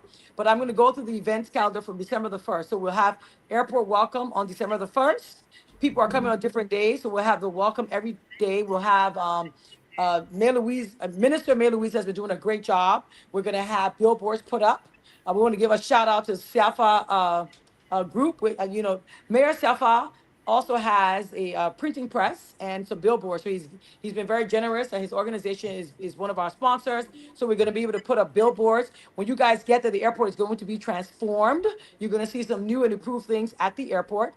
Minister May Louise and her team are doing some of the branding. We also have Hessa Baker, who has helped her with some of the branding. We have Mr. Edwin Yanga, who is also working with branding. So you're going to have a lot of things as you're coming in. On the second, there's a National Decorate for Christmas. We want people to decorate the city, decorate homes. You know, we normally do those things anyway, but it's going to be on a larger scale. We have tours. That's one of the major things we need to talk about. We have 6 major tours, one to Patawi Waterfall, another one to Robertsport. Minister Sando mentioned something that we don't talk about often. We do have eco lodges that have been built around. There's one in Nimba on the Nimba Mountain. We have a field trip. We have a tour that's going there. We have one for the Margibi area. We have one for Bassa, which will be going to Edina. I mean, there's just so many fun activities. We have Providence Island, which, you know, the entire Providence Belt, which takes us to the museum. We have a beautiful national museum that people don't even know about. Some people don't know. And all of our history is housed in that museum. So definitely we have to go there. We have the J.J. Roberts Monument. So many places within that Providence Belt. So on some days we'll have tours, some days we'll have activities. So 3rd and 4th, we have some major tours. On the 5th, we have tours. We also have the National Agricultural Fair on December the 5th. On December the 6th, we have tours, and then we have a scholarship ball by the Alphas. That's, you know, a very good organization that's in Liberia. Then on the 7th, we have a National Cleanup Day that's being sponsored by the mayor's office. He cleans the city once a month on the first Saturday in every month. We're inviting everybody from the diaspora who want to be a part of that. Come home, not just to have fun, but to also help us clean our city. On December the 8th, we have some homecoming services. People can go to churches, you know, the church of your choice. On December the 9th, we've got Family Beach Day. If you so desire, we've got, you know, lots of activities. We've got a trade mission show by Nova. It's going to be on the 10th of December. We've got the ME conference on December the 11th. It's the 9th through the 11th, actually. And then on the 12th, we have some tours. The Liberian Learning Center, I think you guys know Mr. Leo Johnson out of Canada. That's his day. They're opening the Learning Center for the first time. They're also having a fundraiser gala in the evening. There's another lady who's doing a love festival in Liberia, in Monrovia, on the 13th. And then I believe the same festival continues on the 14th. She'll be going to Ganta for 14th and 15th. So there's answer to your question. There are activities in other places. On the 14th of December, there's an African Cultural Festival. There's a Dunbar Fest that's happening in Bassa. There is a fashion show, a fashion week that's happening in Monrovia. The AKA are having their Ivy Ball on December the 14th as well. On December the 15th, 15th, we have the 20 and change. It's a charity event for the Liberian people. We say Zogos, but really that's not their names. They're disenfranchised youth. We want to be able to raise some funds to try to help them as well. So different groups are doing different activities, not just going to Liberia to have fun, but we want to do activities to give back. We have some things for education. We have some things for disenfranchised youth. Again, on the 15th, we have the Love Festival, 14 and 15 in Monrovia. We have the All Liberian Music Fest. And then on December the 16th, we have some tours. We also have the Liberian Authors Showcase, which will be talking about diverse stories, helping children find their united voices. On December the 17th, Trey Tribe Holiday. This is an 11 or 12-year-old boy. He's having a basketball camp, which I find very fascinating, from December the 17th to the 21st. Then on the 18th, there's supposed to be a football match. We're still working out the kinks on that. Maybe the diaspora can play the on-ground Liberians. We'll see. We don't know. We're also having Edina's Founder Day on December the 18th. And then that evening, there'll be an agriculture gala night. And then December the 19th is our big investment summit during the daytime. And like we said, we're going to have speakers. I'm sure you guys heard about the judge that found the wills that ties Liberia to Atlanta. They're supposed to be coming as well. The chairman of Fulton County is supposed to be coming. So we'll have them. We'll have NIC. We'll have the Chamber of Commerce. We'll have the Ministry of Commerce. have different dialogues during the summit, and then we're going to divide up into different areas where that we're going to be looking at the 6 areas that we talked about that Minister Representative Quita Ricks is responsible for, and then there'll be time for people to really mingle and talk about the different ideas. The goal really is for us at the end of the day, we either do some investments on our own or we can partner with other companies and businesses on ground. So you get your B2B in there. If I'm a business and I'm looking for someone to help me, if I have an idea and maybe Representative Riggs has money, we can get together and maybe do a business, as Liberians. Then on that same evening, there's going to be a garden party. On the 20th of December, the One Liberia Peace and Reconciliation Dialogue, where we're going to sit for the first time ever in our history, the diaspora and the on-ground Liberians are going to have that very hard conversation. Because if we want to keep inviting people to Liberia, we need to take care of the elephant in the room. What is it about us that frightens them? What is it about them that maybe frightens us? We don't know, but we're going to have that conversation. And then on December the 20th as well, there's a poetry night by the Liberia Poetry Society. Then December the 21st is our big Heritage Awards, where we'll be celebrating the diaspora, people who have given back in a special way to Liberia, looking at some of the people from the diaspora, looking at people also, a few of them from on ground. Then we have the 3-on-3 basketball. That's also sponsored by Edwin Younger, who's also doing the disenfranchised youth, the event that we talked about earlier. And then that Heritage Awards is also a fundraiser. Our goal for the education sector is for us to put 15 mobile classrooms for preschool, because we don't really have preschools in the public school sector like we need to in Liberia. Most schools start at the first grade level. But what happened to our foundation? Kids have to go to preschool. So the monies raised will be given to put one mobile classroom in every community for preschool students. Then on December the 22nd, we have the National Kids Christmas Party and the Christmas Cantata. We want people to rep their county. If you want to rep a county, please get in touch with us. We've got reps for Bassa, we've got reps for Lofa, and quite a few other counties, but we don't have all 15 counties just yet. So the goal is on that day, we'll all go live, maybe on Facebook or what have you. So I get to see, if I'm in Monrovia, what's being done with the young people, the children in the communities in Bassa or in Lofa or in Grand Cru or in River Sass. I get to see what's happening. They get to see what we're doing as well for our Christmas party. December the 23rd, we have the Family Day at Libasa. Guys, you guys don't understand. We're going to be snorkeling. My children love to snorkel, and this will be the first time we snorkel in Liberia. At Libasa, they actually have those services. So it's a family day. Ms. Lisa is offering some discounts. You guys can spend the night. And then we're going to go over to Cocoon, which is the other lodge in Bassa. It's going to be an amazing time. So just get ready for that. And then on December the 24th, of course, people are doing their Christmas Eve service. There's an all-white Christmas day, I think, Christmas party. Then on December the 25th, those of you that want to stay home with family, eat, and have a good time, you can do that. But there's also going to be a white Christmas event on Randall Street. This is a very interesting one. It's being done by Julie Indy, and that's going to be on Randall Street. December the 26th, we have some tours. And then, of course, on the 27th, we have Nimba Day. Many of us are going up to Nimba. We're going to stay in some of the nice resorts. We're going to tour the Nimba Mountain, the reserve. There's just so much to do on that day. December the 28th is Robert Sports Day. We're going to venture out into Robert Sports. Some of us may stay in the city. If you're staying in the city, there's an all-star music fest that's going to be held by Cafe LIB. That's going to be in Monrovia. December the 29th is the Made in Liberia Fair. And there's going to be a drive-in movie in the evening time. Many of us haven't been to a drive-in movie since we were kids. This is our opportunity. Then on December 30th, there is a tour. There's a tour just about every day except Sunday. But then there's also the One Liberia March. That is when we walk in the streets of Monrovia holding hands as one Liberia. Not we from the diaspora, not they from on ground, but one Liberia, one people. That's going to be happening on December the 30th. And then I think that evening there's going to be an all Liberian diaspora ball. And then on the 31st, National Cleanup Day, our mayor is saying, as we're leaving his city, we need to make sure we clean. So the mayor is saying we're going to have a National Cleanup Day on that day. So please get ready. It's also a National Charity Day. So after we're done cleaning, if you have a specific charity that you want to be a part of, contact those charities. Come and help them do something. We're coming from the diaspora with a lot of our a lot of skills, a lot of things that we can do on ground. Maybe we can volunteer and do something for charity. And then, of course, it's Watch Not Services. And then January the 1st, many of us are heading back to America. But this is on the website. So when you get there, click on it, right? We have 4 signature events, and then we have 4 other events. Look at those events. Then we have all the other events that are on the calendar. So we're going to have a very busy December. If you are coming, you're not going to be bored. Trust me. So much to do. And that's the end. You left me scratching my head, man. Can you Wow. I'm imagine? glad. Wow. Even if I had Wow.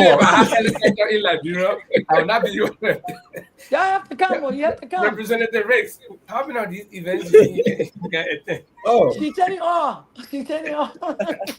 I will be You there gotta for. be- I will you be gotta there be for a careful, you few. gotta- I'll be there for quite a few of them. Yes. Yeah, I know, right? Yeah. But I think, right. you know, I mean, when this is quite good. I mean, you talk about the white party. Yeah. Linford, this is quite good. I like what is happening. The initiative is good. I want to ask a question to the minister. Is that every December or this going to be? Because I know in the UK, in the Caribbean, they have the carnival that people come from all walks of life to visit. The Caribbean people leave from here to go to the Caribbean every year. Is it December going to be that Liberia festive season, or you're going to pick another date, or it's just, so talk to us. Is that December or some other day that we could fancy is a big Liberia fest or carnival day, something like that?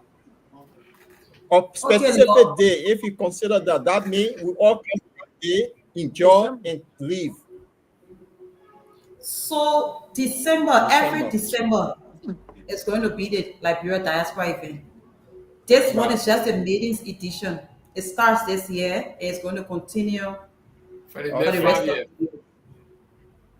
We are working on a program at MICAT where we will have a day outside of Liberia. Okay, but guys, We're normally working on a program, but we'll come up with that and we'll promote it. It's going to be a day outside of Liberia. We're looking at America for now. Maybe we'll start in America and we'll spread around Europe. But we're going to come up with that and we'll come to this platform to inform you. But why you can't start from Europe for one? I think you start from Europe for once because everything always start with all your speakers from America. Let's start from Europe for once. No, That we started on your show today. I think we're looking at the ratio of Liberians we have in America compared to Europe and other parts of the world. And okay, you have more Liberians. Okay. You have more Liberians in America than you have in Europe. And so we just want to be fair enough to start with the majority. Let me be a little bit political here now. You see, the only Liberian president that I have known that visited Europe 2 times is President Ellen Johnson Sirleaf, probably 3 times, and she was in Norway 2 times. That's why I can attest to, and in England 1 time. But you know, we've always been overlooked. More than that, she came here 3 times. President Boaga was just in the Vatican. Yeah, it was in Italy. No, that's a different city. So, but the that point is I'm Europe. making is this is traditional for all Liberian presidents. When they running because campaign, he did not come to your city, but he was in Europe. He was in Italy. Okay, during the campaign time, why he didn't come here? Against a country by itself. He met the Liberian community there. Yeah, but why he didn't come during the campaign time? My why friend, he we didn't come said here? no politics. Let's go back to the event. That's what I said. If you start asking that question, then the people in America will say, "Why you only went to Atlanta and Philippines? Yeah, you know, why you didn't come?" Okay, Madam Minister, I succumb. Madam Minister, I succumb. I was just trying to say that in my lifetime, the only Liberian president I've been. No, but President Boaga was just in Italy. Normally, so in your lifetime, President Boaga visited Europe. You went to Italy. But you see, you get justified. You said because of the ratio, and you don't know how many Liberians we got here in Europe. We are so many, but people don't. No, it is though. The Americans overshadow us. Even in terms of job appointment, America. In terms of campaign running, America, and we get in this corner, people think that we have plenty. So I just raising the alarm. We're taking on advisement. Let's continue. Very good. I just raising the alarm. Has to go. Let's continue. Yeah. So next time when you're running campaign, you're kind of. Which city are you in? Which part of Europe? Where are you? Norway. Yeah. So you coming to Norway? I'll come over for you.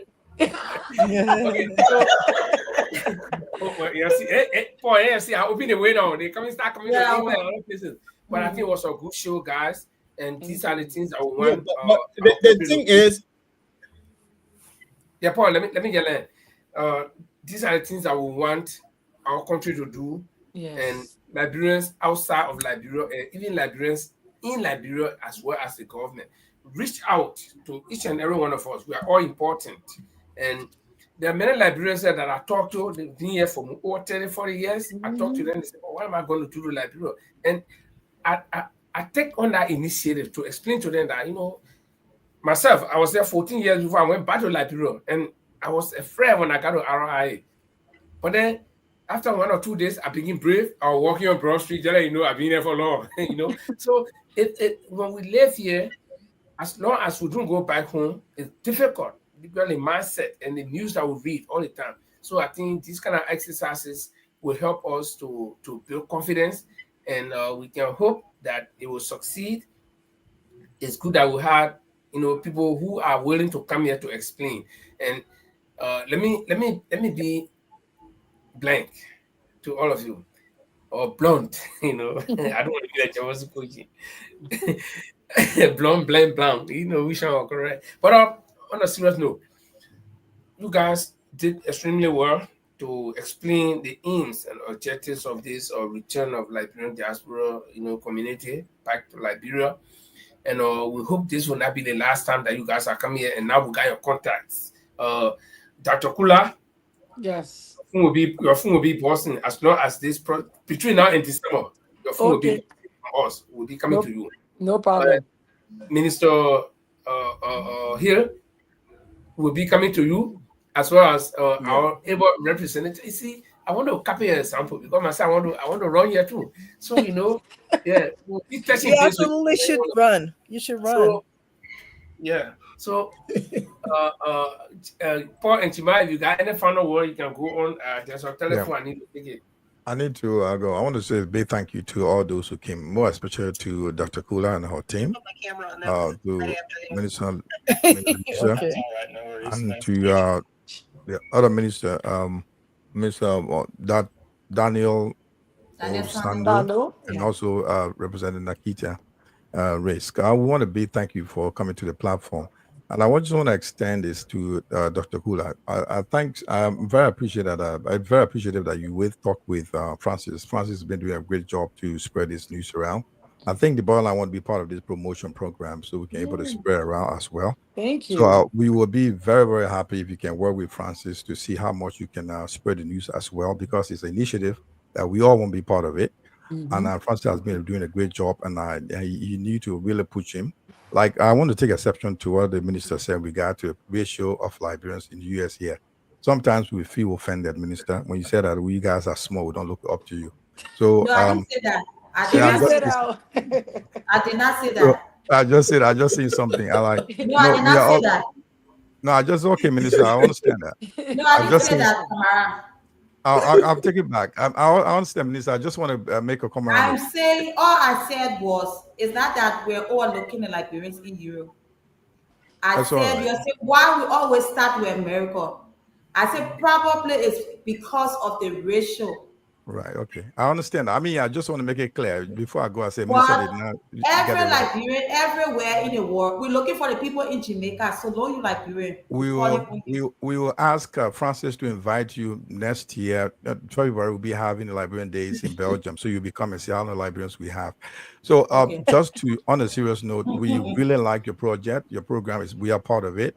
We want to be, as the borderline, want to spread this news as much as we can do. Thank you. And Yes. we want you also be part of your campaign team. The Powerline Liberia should be part of the campaign team in Europe. We want to do our best to do your best. And thanks for coming, and I appreciate you all for coming. Thank you very much. Have a pleasant evening. Thank you. Guys, You I'm gonna too. have to jump, and I'm so thankful for being on the bottom line. Thank you guys for carrying the news about this event that we're or the events that we're doing in Liberia for the diaspora. And I do want to come back and talk to you guys more. So Dr. Kula can get you guys my information. But Mhm. thank you again so much. But I will have to jump and get to another meeting. Thank you No so Thank much. you. All All right. right, bye Thank you. bye. Bye. Thank you. So on behalf of the Yeah. Ministry of Thanks to Information, Cultural Affairs and Tourism, Want to say thank you to the partner. This is my first time on here. I didn't even know of the show. Thanks to Dr. Kula for bringing me here and for bringing our team here. And we want to say this event is an all Liberian event. Yeah. For once, the government has seen the need to call on all Liberians to come home and participate in the nation building. Linford, Lord, you guys are Liberian ambassadors in Europe. Why do my people? Yeah, you're Liberian ambassador in Europe. Yes. You are nation brander in Europe. Your job in Europe is to sell Liberia.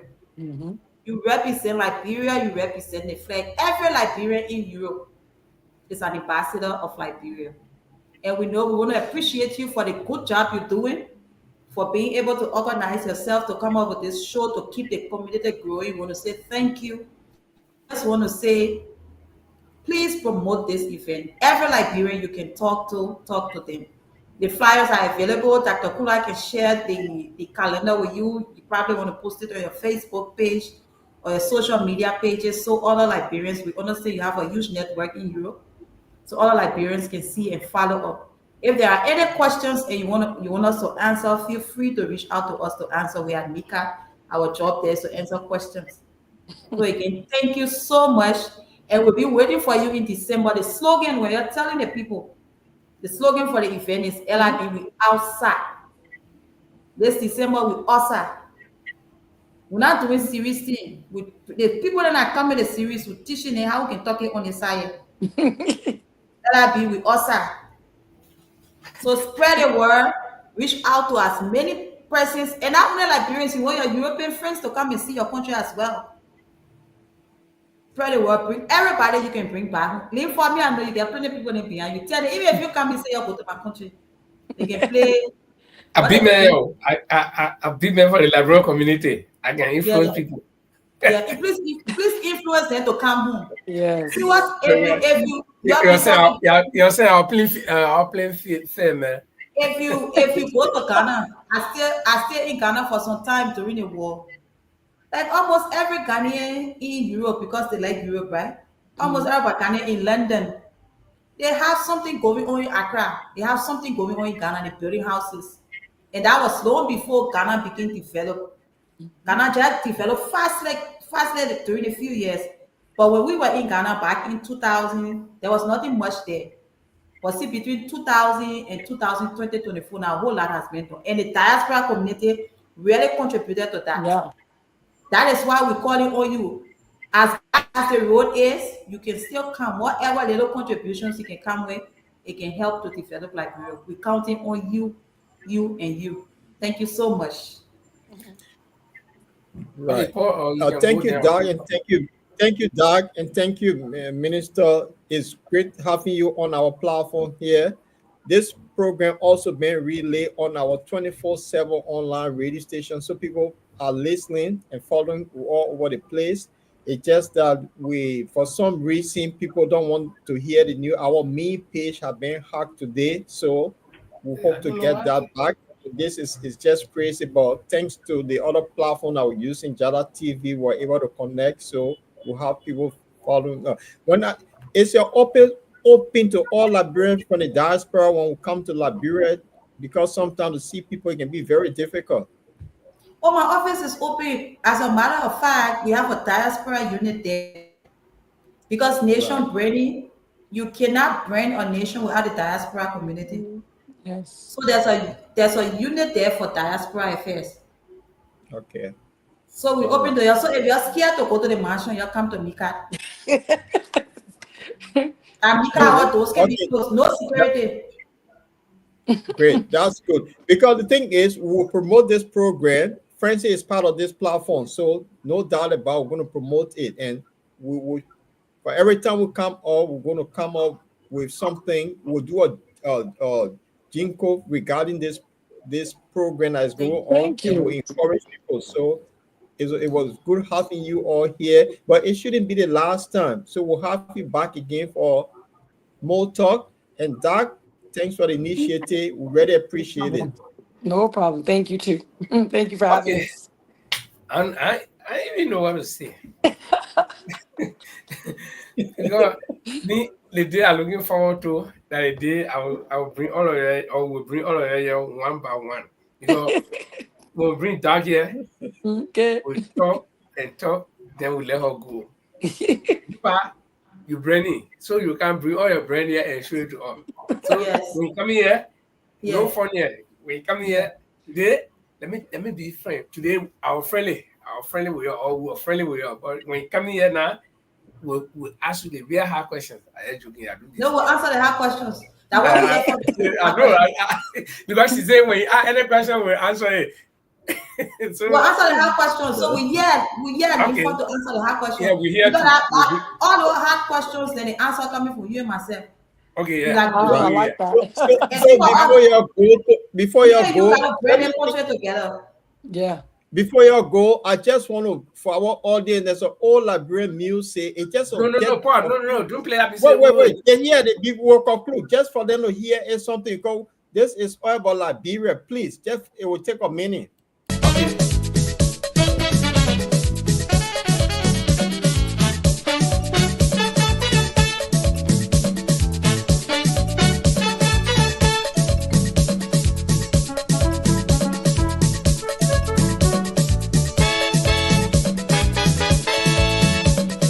If you go to Liberia and you want to stay in Africa, drink pepper soup, drink pepper soup. And if you like the culture and you want to stay in Liberia, drink pepper soup, drink pepper soup. Especially if you like to eat Liberian food so sweet. Whatever they put in the soup, oh, it's the truth. Oh, you can lie down, you can sit down, you can lie down, you tie right there. You can't get away. I say, what's the name of this soup? Pepper soup. And it's tasting good. Pepper soup. Once you take a taste, pepper soup, you can't leave the place. Pepper soup. Once you drink that pepper soup, you can't get away. In Liberia, you have to stay. Fire!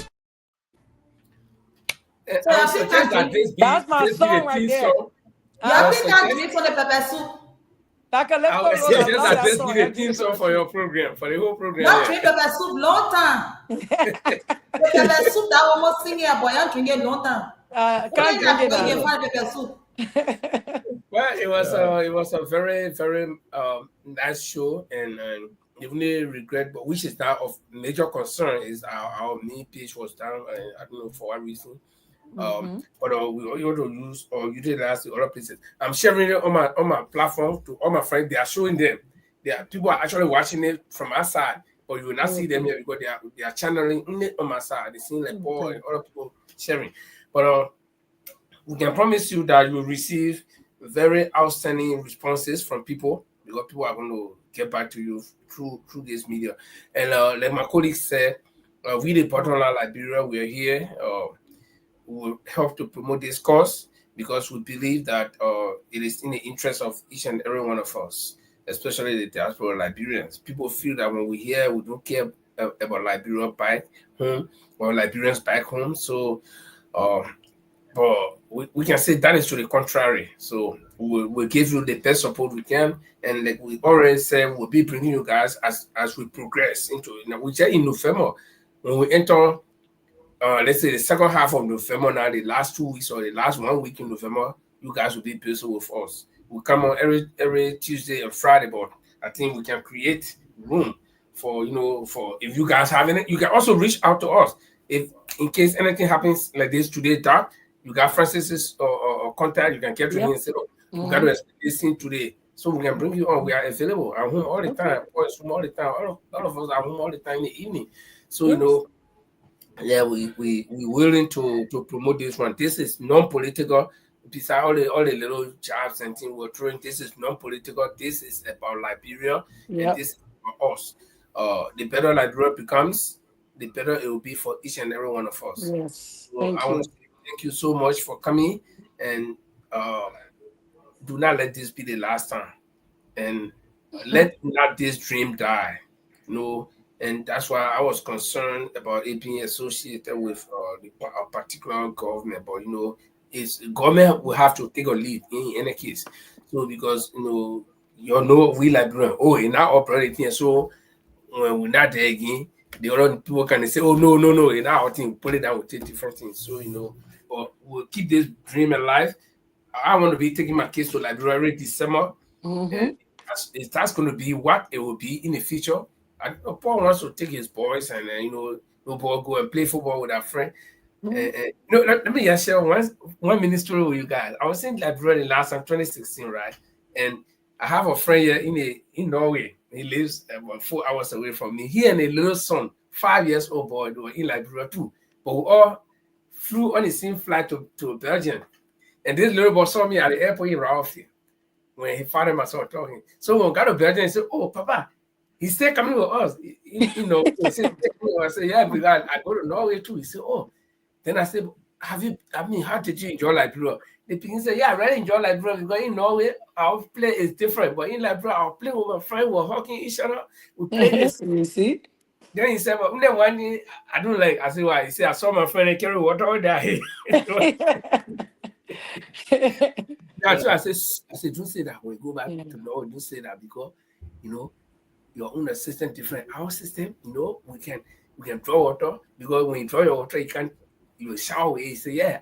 My friend used to bring the water, then we shower. I say, yeah. When you go back next time, it's not bad thing. When you go back next time, you learn to draw the water too. He say, okay.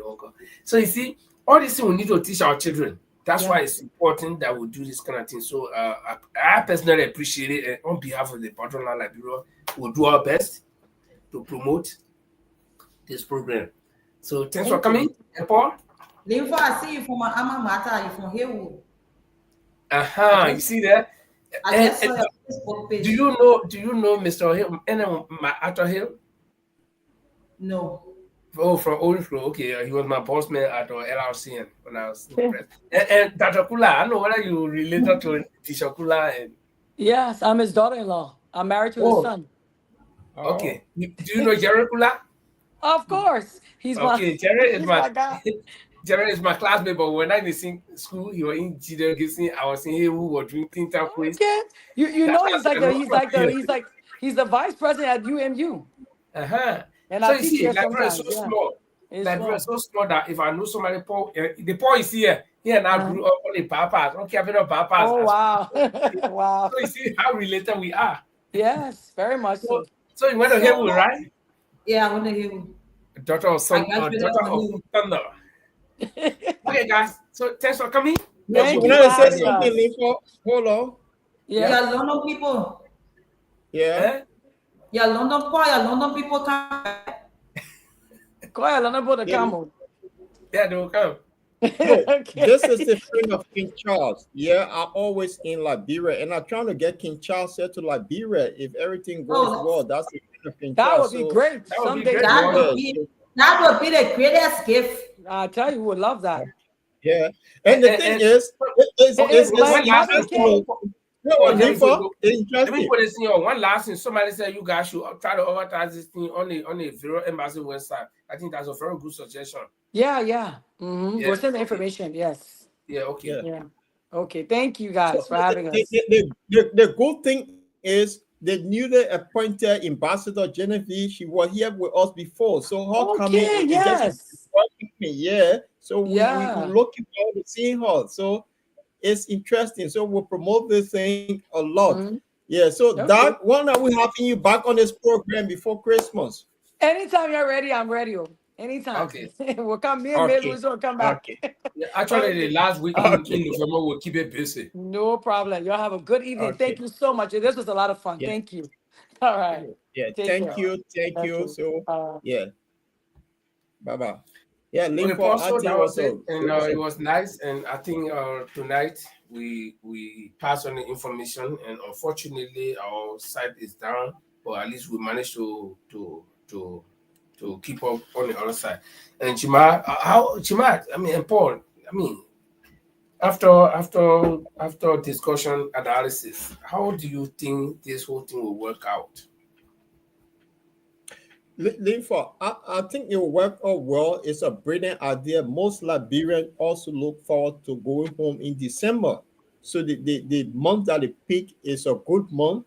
And if they promote it well, they will have a lot of people going every year. And one of the things that the minister talked about the airline, because going to Liberia in December is too expensive. So sending in negotiation with uh, Ethiopia Airline for that 10% discount, I think it's well encouraging. It will encourage a lot of people. If they could do that with Brussels and also Air Morocco, that would be great. Or Air Kenya. So to have people coming. Because if you want to go to Freetown from here, you may end up December, you pay £400. But the same flight that closer to Liberia, you pay 1,000 plus. So you see the difference? So if they do it, I think they encourage a lot of people. But I think the initiative is great and it's something that is welcoming. You never know. I mentioned something about the carnival. If you go to the Caribbean, I think every February people go to this place called the not Bahamas, but the other place, Trinidad Tobago. Yeah. All of them leave from here in February to go for a particular weekend. So if Liberia going to do similar thing, I mean, people will be looking forward to going home for this big thing. If they're having a street party or like what you're seeing hand in hand moving around, and one of the things I suggested years ago, Tonma birthday, that they should have one day called President Birthday. Tonma birthday is one of the day in Liberia, November 29. Do you know it never rain on that day? For some reason, it's just a day that people can just do crazy things. And if they diaspora, if they pick that or they say they use that 29 as free carnival before the main day, they will have people pour it in. And it also bring in money to help the local economy as well. So I think it's a good idea. And Shima, how do you Yeah, think this will work? I think it's a good initiative. What is happening is, for me, I'm looking at the children. The brother called from Ireland, John, was a very good Yeah, question, sure. and probably the team did not catch up, picked up on that question was, what are the basic incentives or benefits that we put forward to encourage Liberians to go home? We were in a trade mission at the sometime ago, somewhere this year at the embassy, German and Liberian embassy in Belgium, I mean in the UK, in London. The trade mission organized by the embassy was 50% of the ticket was given to Liberia, and the hotel was also for free. So you were there for like 10 to 20 days. They took care of the hotels as well as 50% of the flight was given. This is like encouragement, a sign of encouragement. This is what we're talking about. A lot of Liberians now when they're pageantry, down there, but they want to settle down. They want to see if they want to feel home. All these forms will come afterwards. So what do you do that the government need to put in place? Like for instance, if you have to set up a macro business in Liberia, give you some time interval where you set up, you don't pay tax, you give you some room, how to get yourself ready. These things should be encouraged. That diasporas are bringing skills, money, as well as jobs. Those are things that once you keep pushing those things into the head of the diaspora, most of them would like to go home. Some of them are not business people, some are professionals. They want to open up professional centers. Some want to just teach, some want to impart skills. So those are the things to be looking at. That's the question that's the things I'm looking for the team to tell me. We expect you to the government probably that will come out at the end of the conference or at the end of the summit or whatever the program is, where the government will prioritize certain areas. Like if you are coming to the diaspora and bringing this kind of business, for instance, bringing energy, renewable energy, IT services to the country. Those are things we put in place for the benefit you're going to get. So how much a Liberian going to learn? How much Liberian going to impart skills to? Those are things I'm looking for. I mean, people and many other people out there will be looking for so they can encourage them to go home. And then the form part will be an annual thing. What they do here in the UK, like the carnival, they'll do the carnival here. There's a cultural things. Where do you bring in when you want to identify, you bring your children home. Once you know that those things happening every year, every December, Liberia, you want to take your children to know what your cultures are, your traditions and cultures are in Liberia. So you're able to travel, you prepare that day to go home during that December period. So those are things that have to be done systematically. I know they're doing well, and I also believe they will learn from the past. Countries that are involved in these encouraging diaspora to go home, like Nigeria has a diaspora commission, and Senegal has some like the return of the talents. Ethiopia have the return of the returnees, something like the talent returns. So 6 countries in Africa has established this, so they can learn. They can learn a lot from them. They had to start, I know they're doing very well, and there's a lot to learn from it, and they're learning curve. So wish them well, like we said. We also are here as bottom line. If they can come around, we also help to spread the news. It's all our responsibility as well to spread the news and make sure other Liberians benefit. They know the news, they got a word of the news, and be part of the process. I think it's a good initiative, and it should not be something. It should be like PPP, like partnership. How do you say that? It's a partner PPP. The project is going. You have to be like you have to take out the business where the government will support. Probably, I forgot the word. It's a probably.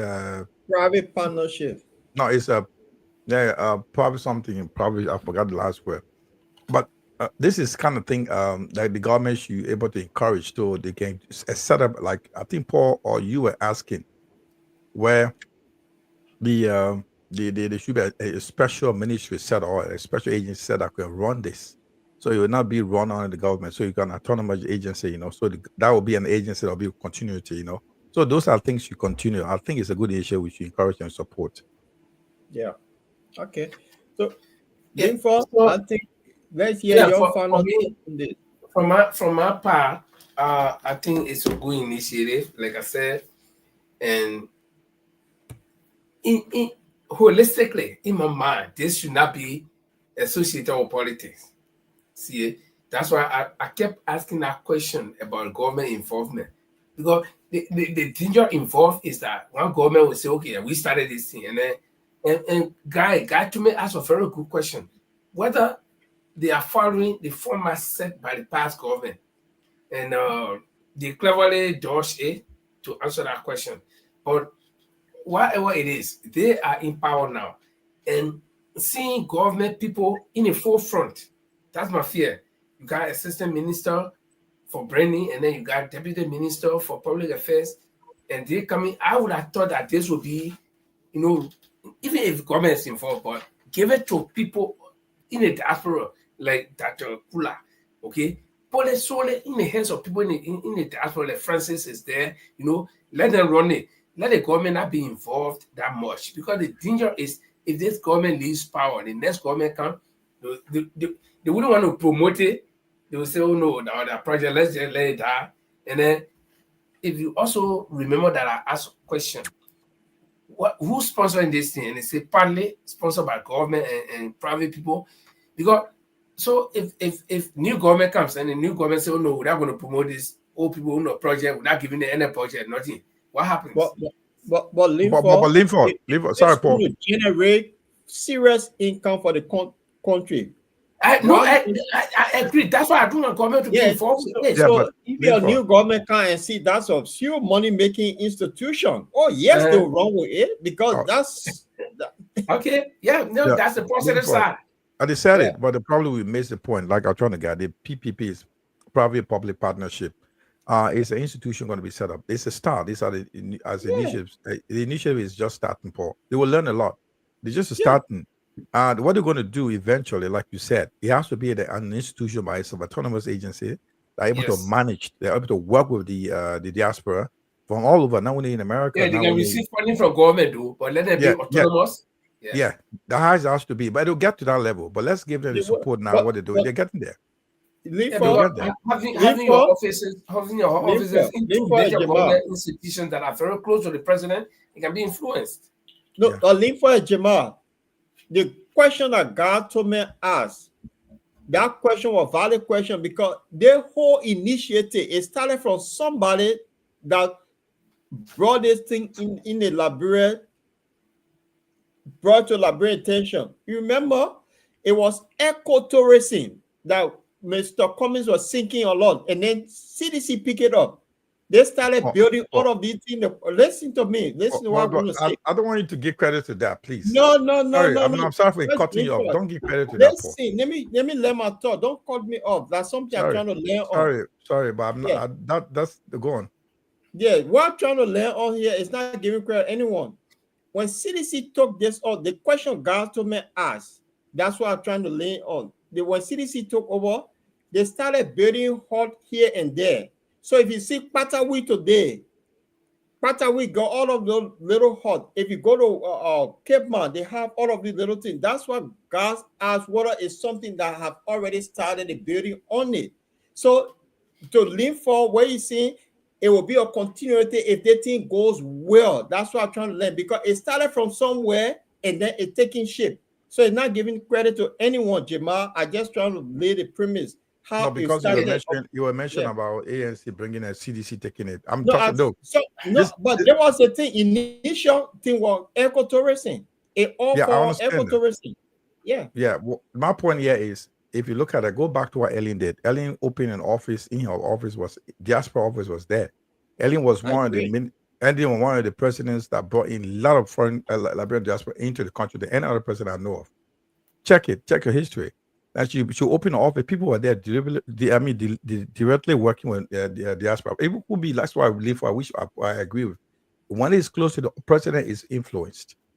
So there where the issue is. So we don't have control. Some decision change when it becomes an autonomous agency where they run as institution by itself, where you don't have government involved, but partner with government.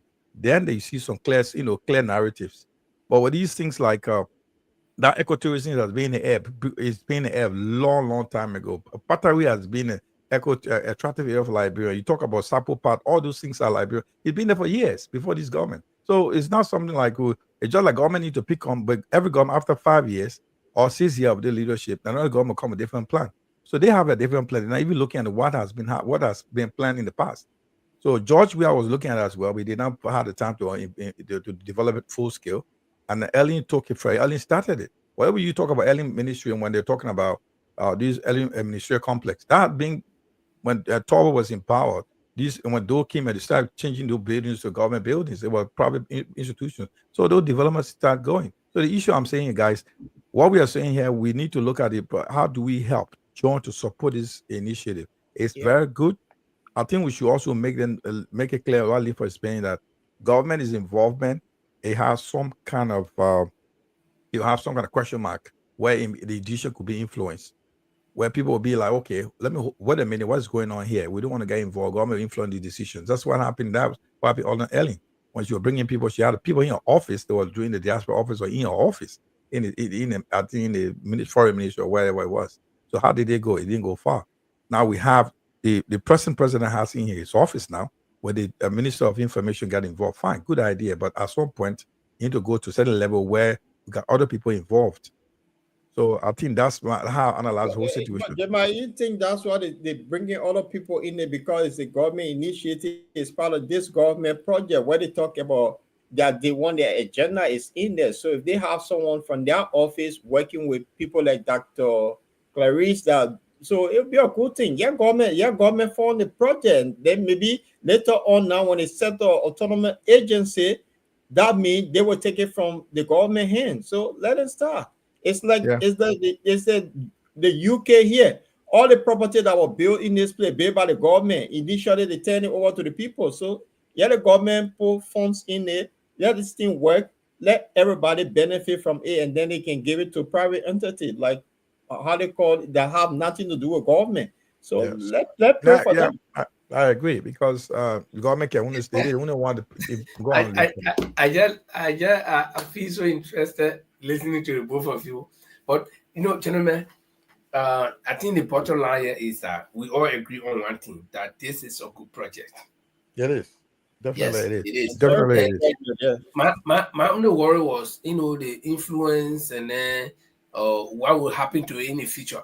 You see, I've begun learning something new. That is, I don't only look at today. I always look at further, plan for the future. And that's one area where people say women get sent when they black men no. But the women can start looking at why black men standing in the church now praying to die to go to heaven? When women tell them say you will die, go to heaven. But the women who say you will die and go to heaven, right now, you all who live in England, you all know who the next king for the next 30, 40, 50 years will be. If the women know that you will die and go to heaven, you'll not be planning who the next king will be. You go kill yourself so you can go faster. But your black people, you're standing in church, pray, oh God, let me die so I can go to heaven. You see, then we say women can think faster. So I've begun learning new thing that I think further. So I like this thing. I don't want it to just be for this government or with the influence of this government as the president's agenda, quote unquote, like they say. That's why I got concerned. Because if you attach that part to it, that it is president's agenda. So what if I become president and that is not my agenda? So will the dream die? So I think we got to take a new approach especially in approaching these kind of issues, such that we're not make it limited. Because when you make it limited, when you put it in a bubble, it can develop. So it's a good thing, and we have made a commitment, and I want us to remember that as of tonight, that we've made a commitment. The Bottom Line Liberia as a team, we've made a commitment, and let's live up to our commitment at least up to the time of December when this program starts, and then our task is complete. So if we meet them, if we need them anytime we can, or if they need us anytime we can host them, and let's do the best we can. Let's do. I think it's an honor that the Bottom Line Liberia can be a part of this history writing.